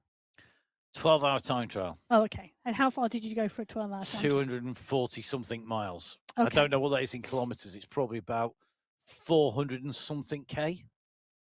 400 and... How many kilometres did you do? Miles did you do? How many miles did I do? 245, I think, if I remember. Near enough. Can't remember the exact distance. It is exact. I'll let Emma do the maths whilst we watch 394 kilometres. 394k. Well, I wasn't bad guess at 400. No. So near enough. So I've gone further, but definitely not done that much climbing in one race. That's Ross for sure. Fawcett is on your screen at the moment. He does some Ks. He does do a lot of Ks. He does a lot of racing as well, whether that's crit racing in the UK or whether that's gravel racing up at the Gralloch or wherever else he would like to take his gravel bike. But Ross Fawcett at the moment is on the Sunday Race Go. He's part and parcel of their Hitmen. It's a strong team with Stuart Miller, Phil Graves and Lewis Ridley. That Category 2 pack have caught the Category 3 pack and they are in the mix. Fawcett part and parcel of that group as they swing around and start to head up on the climb towards the banner that signifies the end of lap 3 and the start of the final lap of the MyWhoosh Sunday Race Club here on the May final. If anybody else has got the final countdown by Europe in your ears at the moment, you're not alone. It's the final. No, sorry. Please don't sing. Please don't sing. I found a bleep machine on the soundbox the other day. Could bleep the singing out. Anyway, compassion and care in the commentary box.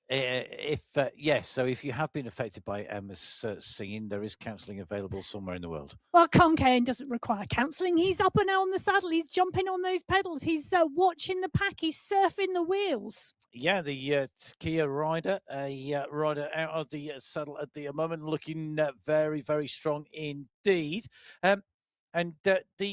In fact, we're going to be commentating from Turkey, or Emma certainly will, for next couple of weekends, because there is the European XCE Mountain Bike Eliminator Championship coming from there, and the World Cup as well. Yeah, next Sunday comes out.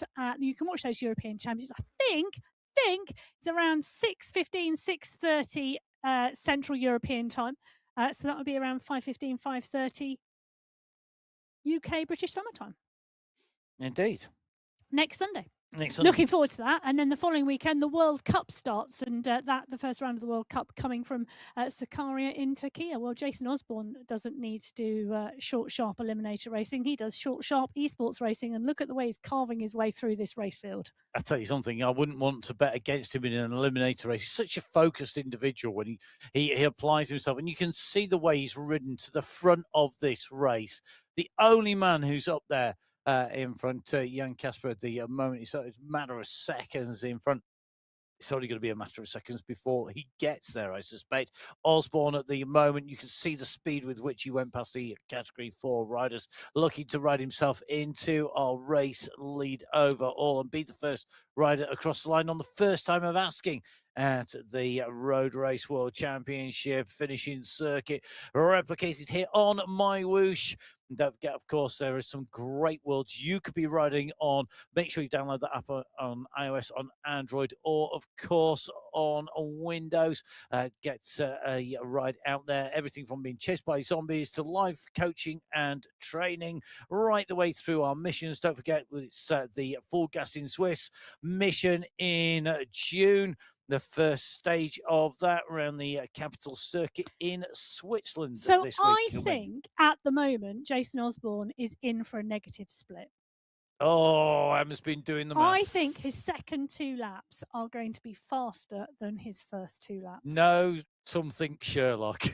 He's been on the move. He's been on the attack. I would, yeah, and he went from a stunning start on that one. Well, yes, he did, but you know. Yeah. Apart from that, I'm interested to see just what the differential is. Well, at the moment, Emma, will you let us know at the end of the show? And if you don't get the stats by the end of the show, will you let people know on social media? I'll let you know at the end of the show because I've been following it. Okay. Well, Brendan Thornton on the front of the Category 6 pack at the moment. Juan Rojas is there as well. These 2 riders in the mix with this Category 4 and 5 group. They're the only 2 Category 6 riders who have been able to stay with the move. They're at the 41.6 kilometre marker.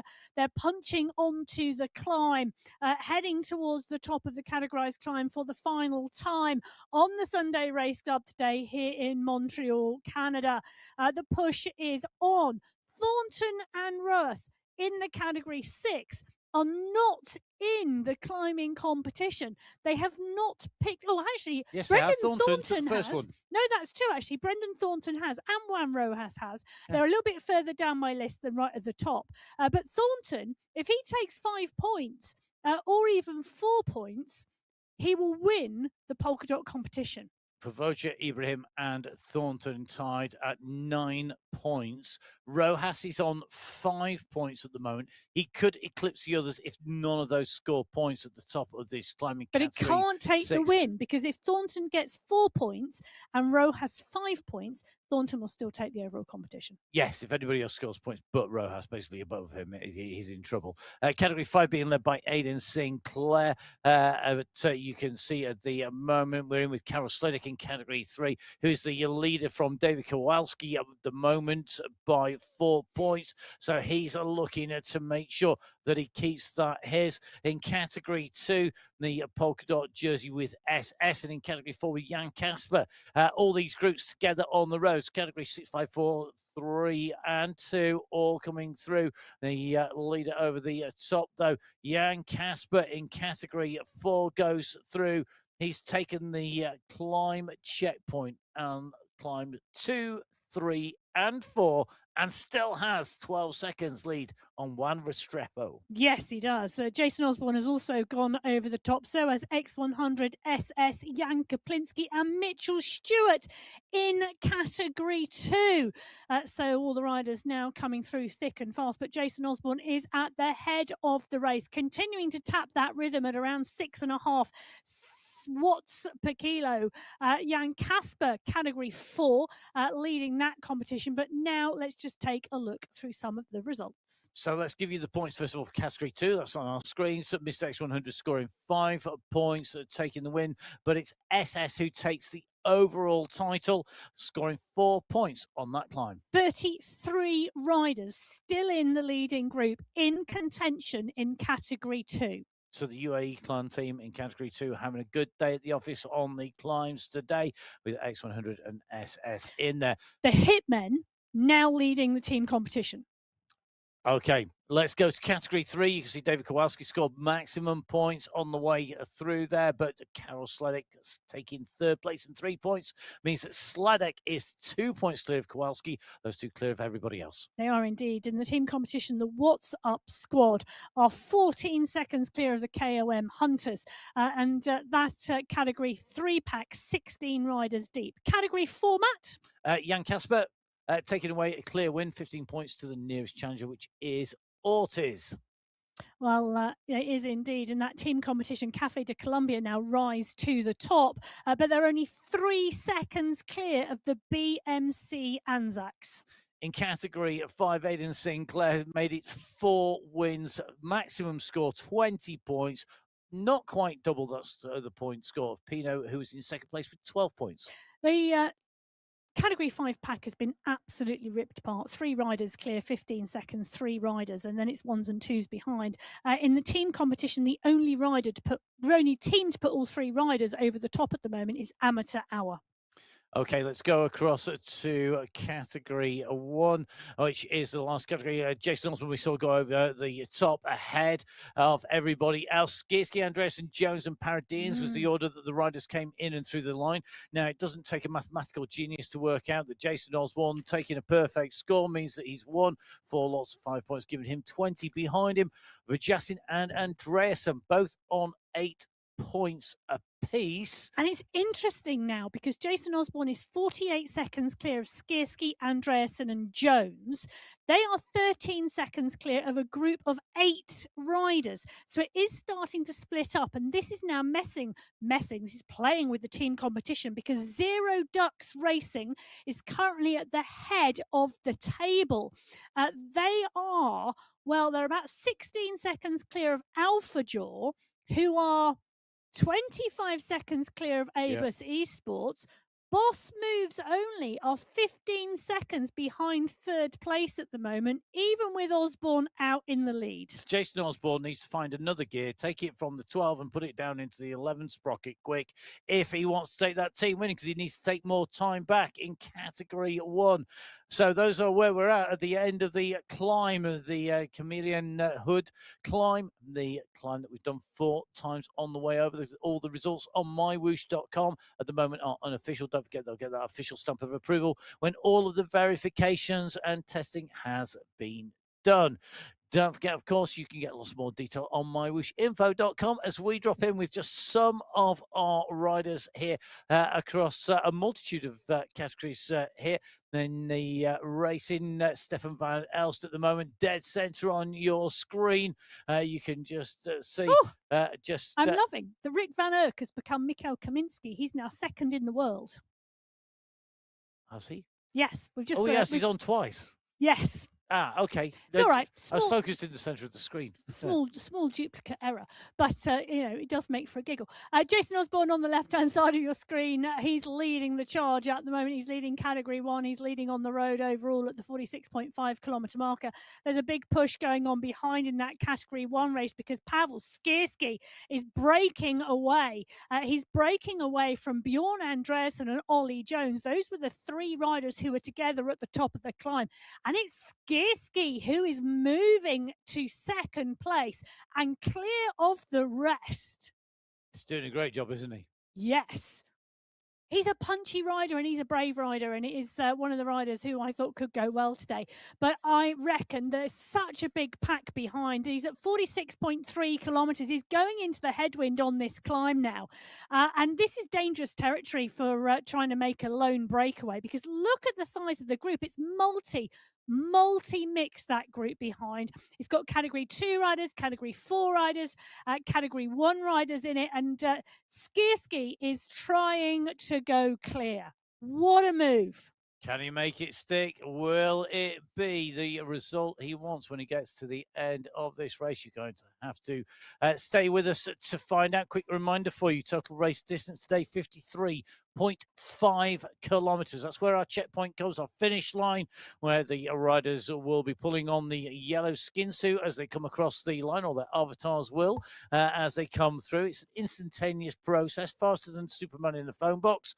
And we'll see whether or not Simon Walter will be exchanging that jersey he's wearing at the moment, riding in category 2. Superman on a bike, not Superman in a phone box. Yeah, you can do Superman position on the bike.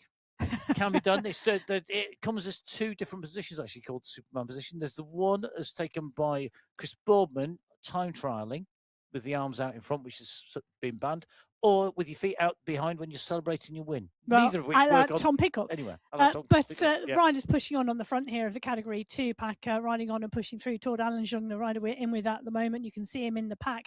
He's in a good position, but the rider attacking on the front at the moment, just trying to take a little look to see who that is, because there's a big push on. I don't know why I'm surprised. It's X100 and push coming on the front because the pace had backed off. They'd on the descent after the climb, well, that apparently wasn't allowed. So X100 pushes on. Vidal Mayer, the rider, responding. Milan Termerton going as well.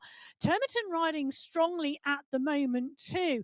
Up the road, Pavel Skierski is 6 seconds clear of this group. This is not going to help Skierski with the rest of the Category 1 race. So Skierski clear at the moment, 7 seconds from this group behind. It's a mixed group behind it. It's a Category 2 race that has started to light up the 47.8 kilometre marker. Let's just remind ourselves this race is 53.5 kilometres. Category 2, still a big pack, 33 riders when we got to the top of the final climb, the final categorised climb on the final lap. They are pretty much all in that bunch. Both Yazbeks are in there as well. It's a mixed group with Category 3 and Category 4 in there too. Those are the leaders of those respective competitions.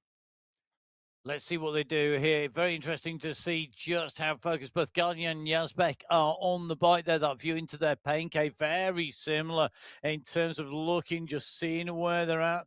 As we drop in Jason Osborne on the left-hand side of your screen, Mr. X100 on the right-hand side of your screen, the leaders in their respective race categories. Osborne leading in Category 1 in that polka dot skin suit with the trademark yellow gloves, a yellow bike and yellow bandana. It's Mr. X100 on the right-hand side of your screen, and Havoc Gednes and Vidal Mayer have been very active all race long in making sure that they are in position. They are aware of the likelihood that Mr. X100 will make it hard, that he'll push on, and that even if they don't break clear, they're going to put the group in trouble behind if you are the wrong side of any kind of split. Any gap opens up. At the moment, the gap is 14 seconds from our race leaders in Category 2. Mr. X100, Harvard Gednes, and Vidal Mayer. They are the riders who have that gap. They need to keep that gap as Mr. X100 pushes on again. He knows Skierski's in front of him, and I think he's looking to jump into that slipstream at the moment. He's certainly putting the work in here as Osborne leads the race out. Pavel Skierski, second position on the road overall, also Category 1 rider. And Mr. X100 is sprinting across to get on the wheel. Here he comes. The green jersey chasing the yellow. The camera just trying to get a view through the trees. And Mr. X100 surely now going to be in the draft now. Skierski, this will be making life a little bit easier for Skierski. Interesting battle between Skierski here. The way he's pushing on for the Zero Ducks Racing, they know that they are in with a chance of taking away a team win here today. They are indeed, and I think that is exactly what is driving him on here, because they know every second counts in this competition. At the top of the climb, Zero Ducks Racing were in the lead in the competition, around 25 seconds clear of AlphaJaw. He was with Ollie Jones. Ollie Jones, part and parcel of that AlphaJaw squad. Abus Esports were in there as well. Boss Moves only were the ones in danger in fourth place. So Zero Ducks Racing, Skierski knows as many seconds as he can get is going to help his team in that competition, which is just going to drive him forward.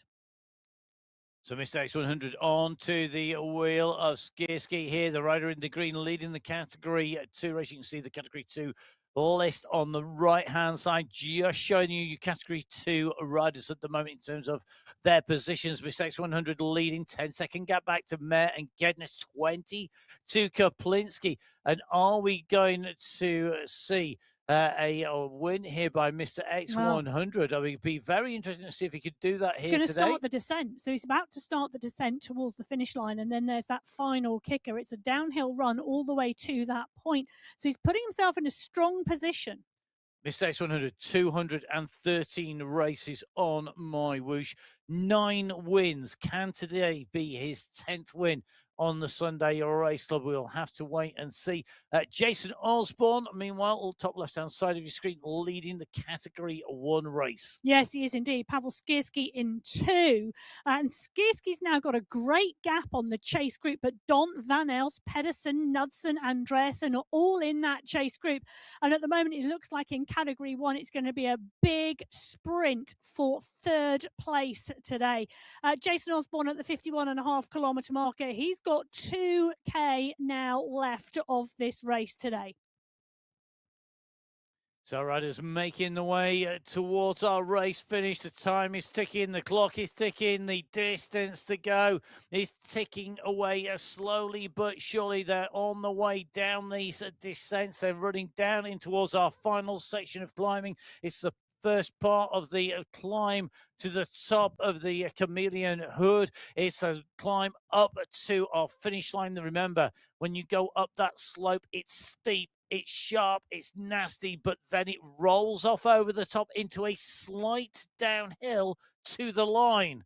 So it could reinforce gaps in there. Leader on the road, left-hand side, Jason Osborne. Right-hand side in yellow is 2nd place in the Category 1 race. That's Pavel Skierski. With him for company, Mr. X100, the leader of the Category 2 race, on his way through. Looking like at the moment that gap is continuing to open behind him. And X100 holding the wheel of Skierski here. Very smart indeed. Yeah, he is indeed. But it's Osborne at the moment still in the number 1 spot. He's continuing to push, continuing to drive. He's 30 plus seconds clear of Pavel Skierski on the right-hand side of your screen. He's coming up to 700 meters to go today.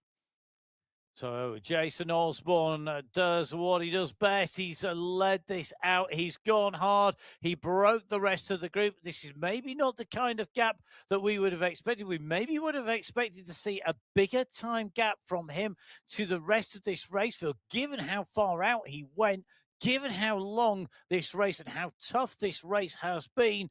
He can see the top of the climb in front of him. He's out of the saddle, sprinting his way up, 400 meters to go, soon to be 300. You can see the illuminated name of the finishing line just over the top. You can't see the actual banner just yet, but he knows it's not far away. Well, it's not far away at all. The UCI banner comes into sight for Jason Osborne. He's wearing the polka dots today because he's been dominant in that climbing competition.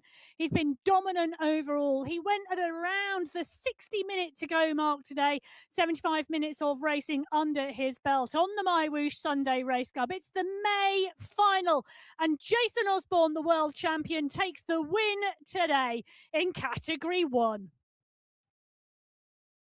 Well, 1 minute 52 seconds for Jason Osborne. Pavel Skierski broke away from the rest of the pack. He broke away and has gone clear for 2nd place today in the Category 2 race. He is going to see that UCI banner. He has X100 for company who's gone clear of the Category 2 pack, who are racing and charging behind. But Skierski is going to come through for 2nd place in that competition today. Jones and Paradians are coming in fast from behind. Skierski's got to hold this because here comes Jasper Deans at nearly 13 watts per kilo. Paradians is going to run onto the back of Skierski. He's going to go up and over the top. Pavel Skierski is not going to take 2nd place today. Jasper Paradians goes over the top of Pavel Skierski right at the end of the race. Can Skierski hold on for 3rd, or is Ollie Jones going to come over and take it? Jones, I think, is going to take 3rd. Skierski is going to take 4th. What a brave move by Pavel Skierski, but the fast finishing pack caught him in Category 2. X100 was caught by Jan Kaplinski. Karel Schledek goes head-to-head in Category 3. Fast and Furious Category 4 as well, up and over the line, and Jan Kasper takes it from Mason Rocker and Patrick Mortek. Category 5, Aidan Sinclair and the Sinclair crew are in the room. Aidan Sinclair is going to take the win today. What a move. The supporters picked the right day to get behind Aidan Sinclair. There's going to be some celebrations there. Sinclair needs to hydrate first. Francis Pino, Oswaldo Gaviria, all coming through for behind. They are going to have a battle on there. In Category 6, Brendan Thornton doing a phenomenal job, but he's in the polka dot skin suit with the 6 on his back. He's taken the win in the climbing competition today, and he's ridden away from Juan Rojas 21 seconds. The two of them broke away. They managed to stay in the faster moving pack from behind. Thornton doing the business. What a move from him. Juan Rojas. These two, they did a brilliant job to stay with that mixed group. They worked hard. They're 3 minutes clear of the chase behind of Leon and Smithson. But Thornton and Rojas, Brendan Thornton coming out on top today in that climbing competition. And it looks like, well, the UCI banner is just ahead of him. Brendan Thornton is also going to take the win in that Category 6 race today. Fast and Furious finishes. We are going to round it all up very, very shortly, each of the individual categories, as we watch Thornton come through for the win in Category 6. Brilliant racing here today. Category 6 being rounded out by Brendan Thornton. Emma's going to need to take a breath now as they all came flying in. So we'll break down the racing category by category, but let's give you the top 20 as it stands right now live on air with Jason Osborne taking the win, 1 hour, 15 minutes, 51.331 seconds. Time for him. He sets the fastest course record in Category 1, the time that they'll be looking to beat if we come here in the future. In Category 2, the first win on the new course going to Mr. X100 of the UAE Clan team. He came in over the line at 3 minutes 28 seconds. So it's coming through. Oh, sorry, my apologies. It's Jan Kaplinski who's been credited with the win in Category 2 by 1 second. So you can see the computer in the background checking the data on the way in. Kaplinski taking that by 0.01 of a second on the line. Wow, Kaplinski coming in and through. So all of these checks going on as we speak. And as you can see, very interesting. The pace of the Category 1 race has actually put some of the riders in similar time as Category 2. Yes. Fast and Furious really, really was. And going to be really interesting to break that down when we see each of those 6 categories race results separately. And we'll be doing that very shortly indeed.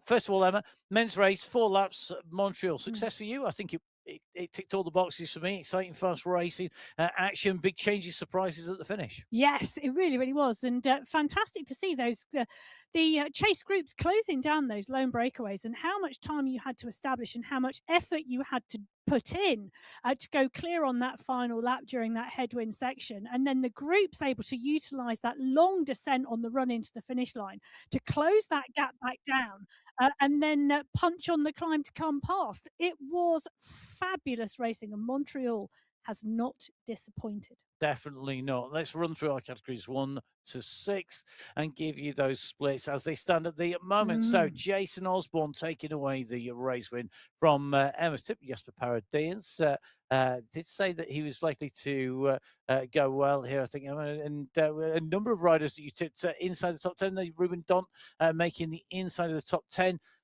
Good racing. Team competition was close all the way in, but we saw Skierski absolutely dialing it on the front there. Yeah, and he might not have managed to hold on for second place. Paradians and Ollie Jones coming over the top at the final moments, but it did make a difference in the team competition.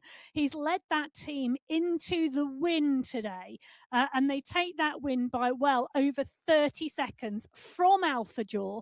And Alpha Jaw takes second place 10 seconds ahead of Abus Esports. So Pavel Skierski's move might not have got him second place today, but it did indeed secure the team competition. And for those of you who are interested, Jason Osborne did indeed ride a negative split. The last 2 laps were 32 seconds faster than the first 2 laps, which puts his first 2 laps at an average of 19 minutes and 6 seconds. His second 2 laps at an average of 18 minutes and 50. More geekery next week with Emma. Don't forget the data and the stats are going to be there. Emma might even publish those, you never know, on a social media feed. Let's move from the team win for Skierski, Pedersen, Andresen and Don in Category 1 for the Zero Ducks Racing to the team win by the Goats in Category 2.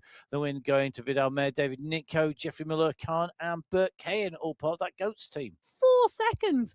They take the win in the team competition over the Hitmen. And the Hitmen are only ahead of Gloria Victus by 9 seconds. We knew it was going to be really close, and it was close at the top as well. Kaplinski going over the top of X100 right on the line. And then look at the race behind. Cahill, Miller, Mayer, Stewart. It was so close. And can I just say, Jamie Cahill, I mean, we saw how hard he was working there in person. A big thank you to all of our riders with a viewing on their pain caves. But Jamie Cahill delivering there for Level Elite. Really good to see. After all of that work on the way in, Category 2 is always absolutely thrilling. And nice. Yeah, 14 teams there. Yeah, just going to say, nice to see one of the newer riders, Jacobs and Rosniak, coming through for 7th place. Yes, yeah, one of our Riders of the Storm riders who took 8th place in that team competition. Let's move to Category 3 from Category 2, where we saw a win for Carol Sledek of the KOM Hunters ahead of Juan Gallo, with David Kowalski, who'd been so active in that climbs competition, battling all the way in through to come through to take 3rd. But in the team competition, it was close. 21 seconds separated WhatsApp, who took the win from the KOM Hunters. Yes. It really was a close competition, and some great rides there. Gomez in 4th, Kalman in 5th, Maroka in 6th, Vocicek. Jakub Vocicek's been having some really consistent top 10s this month. Nico Kansara, we said he was a rider on form this month as well from the Turbo Bicycle Club, taking 8th place. Rios and Osario 9th and 10th. But again, really close racing.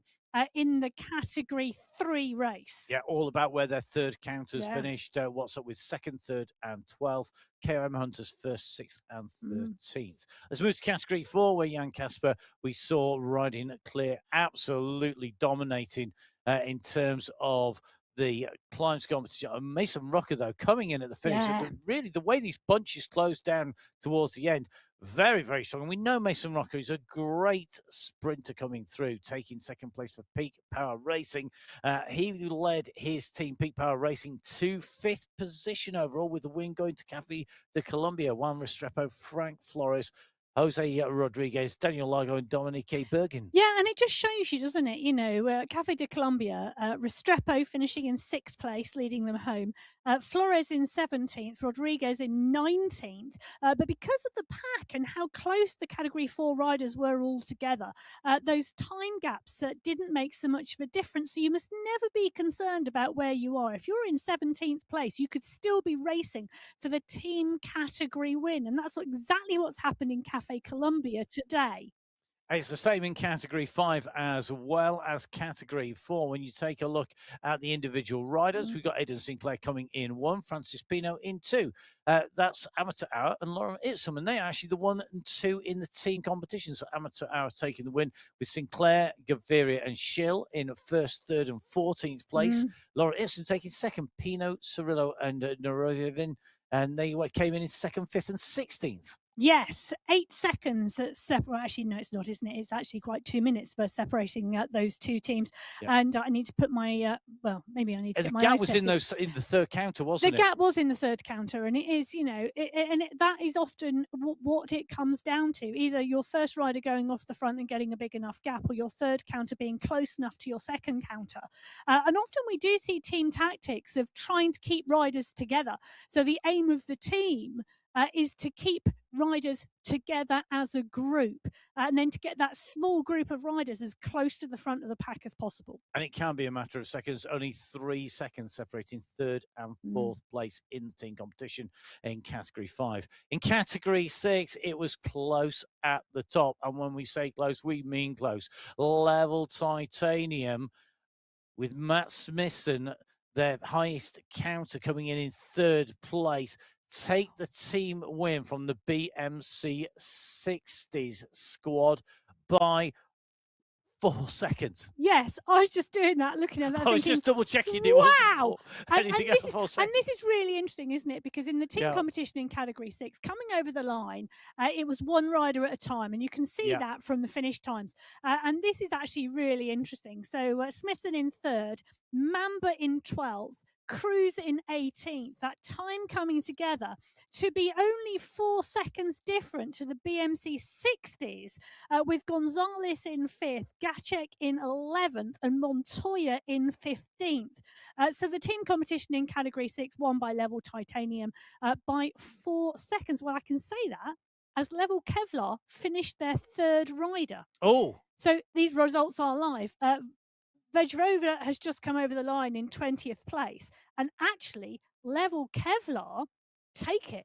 No, wow, that's literally just happened. So, congratulations to Brendan Thornton and the Level Kevlar squad. Brendan Thornton coming in for the win there. You can see his gap was big, 36 seconds, but because his third counter's just hit the line now, it was about how big his gap was and how big the gap was back from third counter for Level Titanium. So Thornton, Leone, and Vejvoda taking the team win. Brendan Thornton taking his first win on the MyWhoosh Sunday Race. Congratulations, Brendan. And congratulations to everybody who has been out, raced, and completed our first visit to Montreal in both the women's and in the men's race. Just proves it's not over till your third counter is over the line. Indeed, keep racing into the line. You never know what's going to happen. Even if you're fourth or fifth counter, you don't know. One of your riders can have issues on the way through. No weight limit, though, so you're not going to get penalised for being under 6.8 kilos. Topical joke of the day if you've been watching some of the news coming out of some racing elsewhere. Okay, enough of the in-jokes. Let's just give you a quick reminder. Don't forget, Apex Racing this Wednesday in Australia on the Outer Loop. Jump on board there. Get the missions done, full gas in Swiss mission. You can do that all the way through the week from the 1st to 7th of June, stage 1, and then stage 2 and 3, then the catch-up week on week 4. Tier 1 events this week where you do need a heart rate monitor to compete. Quads racing are taking place. There are 5 time slots in the day for quads racing, 5 slots in the day for rampage racing, and for the masters racing. The rampage racing on the 1st of June, the 5th of June is the masters, and the 6th is the quads racing. So jump on board, get racing, get riding. Emma, busy week coming up because you've got not only all the MyWhoosh that we're starting to build to for the MyWhoosh Championships, but also got XEs mentioned on the show coming up for the Mountain Bike Eliminator coming up as well. And a very special guest coming to jump into the hot seat here next week as well. Yes, because Matt, what are you doing next week? Well, next week I have got a BMX World Cup. Well, actually, I've got 2 BMX World Cups coming in the space of 2 days, and then 2 coming up the weekend after that. So 4 World Cups in the space of 9 days. It does mean that I'm going to be, although I will be in the studios, I will have a different microphone in front of me and a different screen. It means that I'm going to hand over the reins of introducing and exiting the shows to Emma. And Emma's going to be joined by a very special guest. We're going to be joined by Hayley Simmons. Oh, I was going to say, guess is on a postcard, please. I know, but I'd like to spoil the surprise. You'll soon find out who's been watching to the end of the show. So do join Hayley and Emma next week, and all of the team who are behind the scenes who make all of this possible. A big thank you to them. I will see you in 3 weeks' time. Emma's going to see you next week. I'll be watching the racing though, so don't forget, you're always going to be there, and I promise I will wave at each and every one of you in the pain cave as you wave when I'm watching the footage as well. Stay safe, enjoy your racing. and we may see you on MyWhoosh. Follow Emma at biking_Emma. Make sure you give her your list of your 6 best dinner guests that you would like on there as well. Oh, you never forget that. I'm not going to let you live that down. And don't forget, you can follow me at Matt Fix Pain. Follow MyWhoosh at MyWhoosh on social media, on Instagram and on Facebook. Download the app on iOS, on Android, or on Windows. And with that, it's time for us to say, enjoy your riding. Stay safe. I might get to the end of the show with some words left. Until then, we'll see you soon. Goodbye.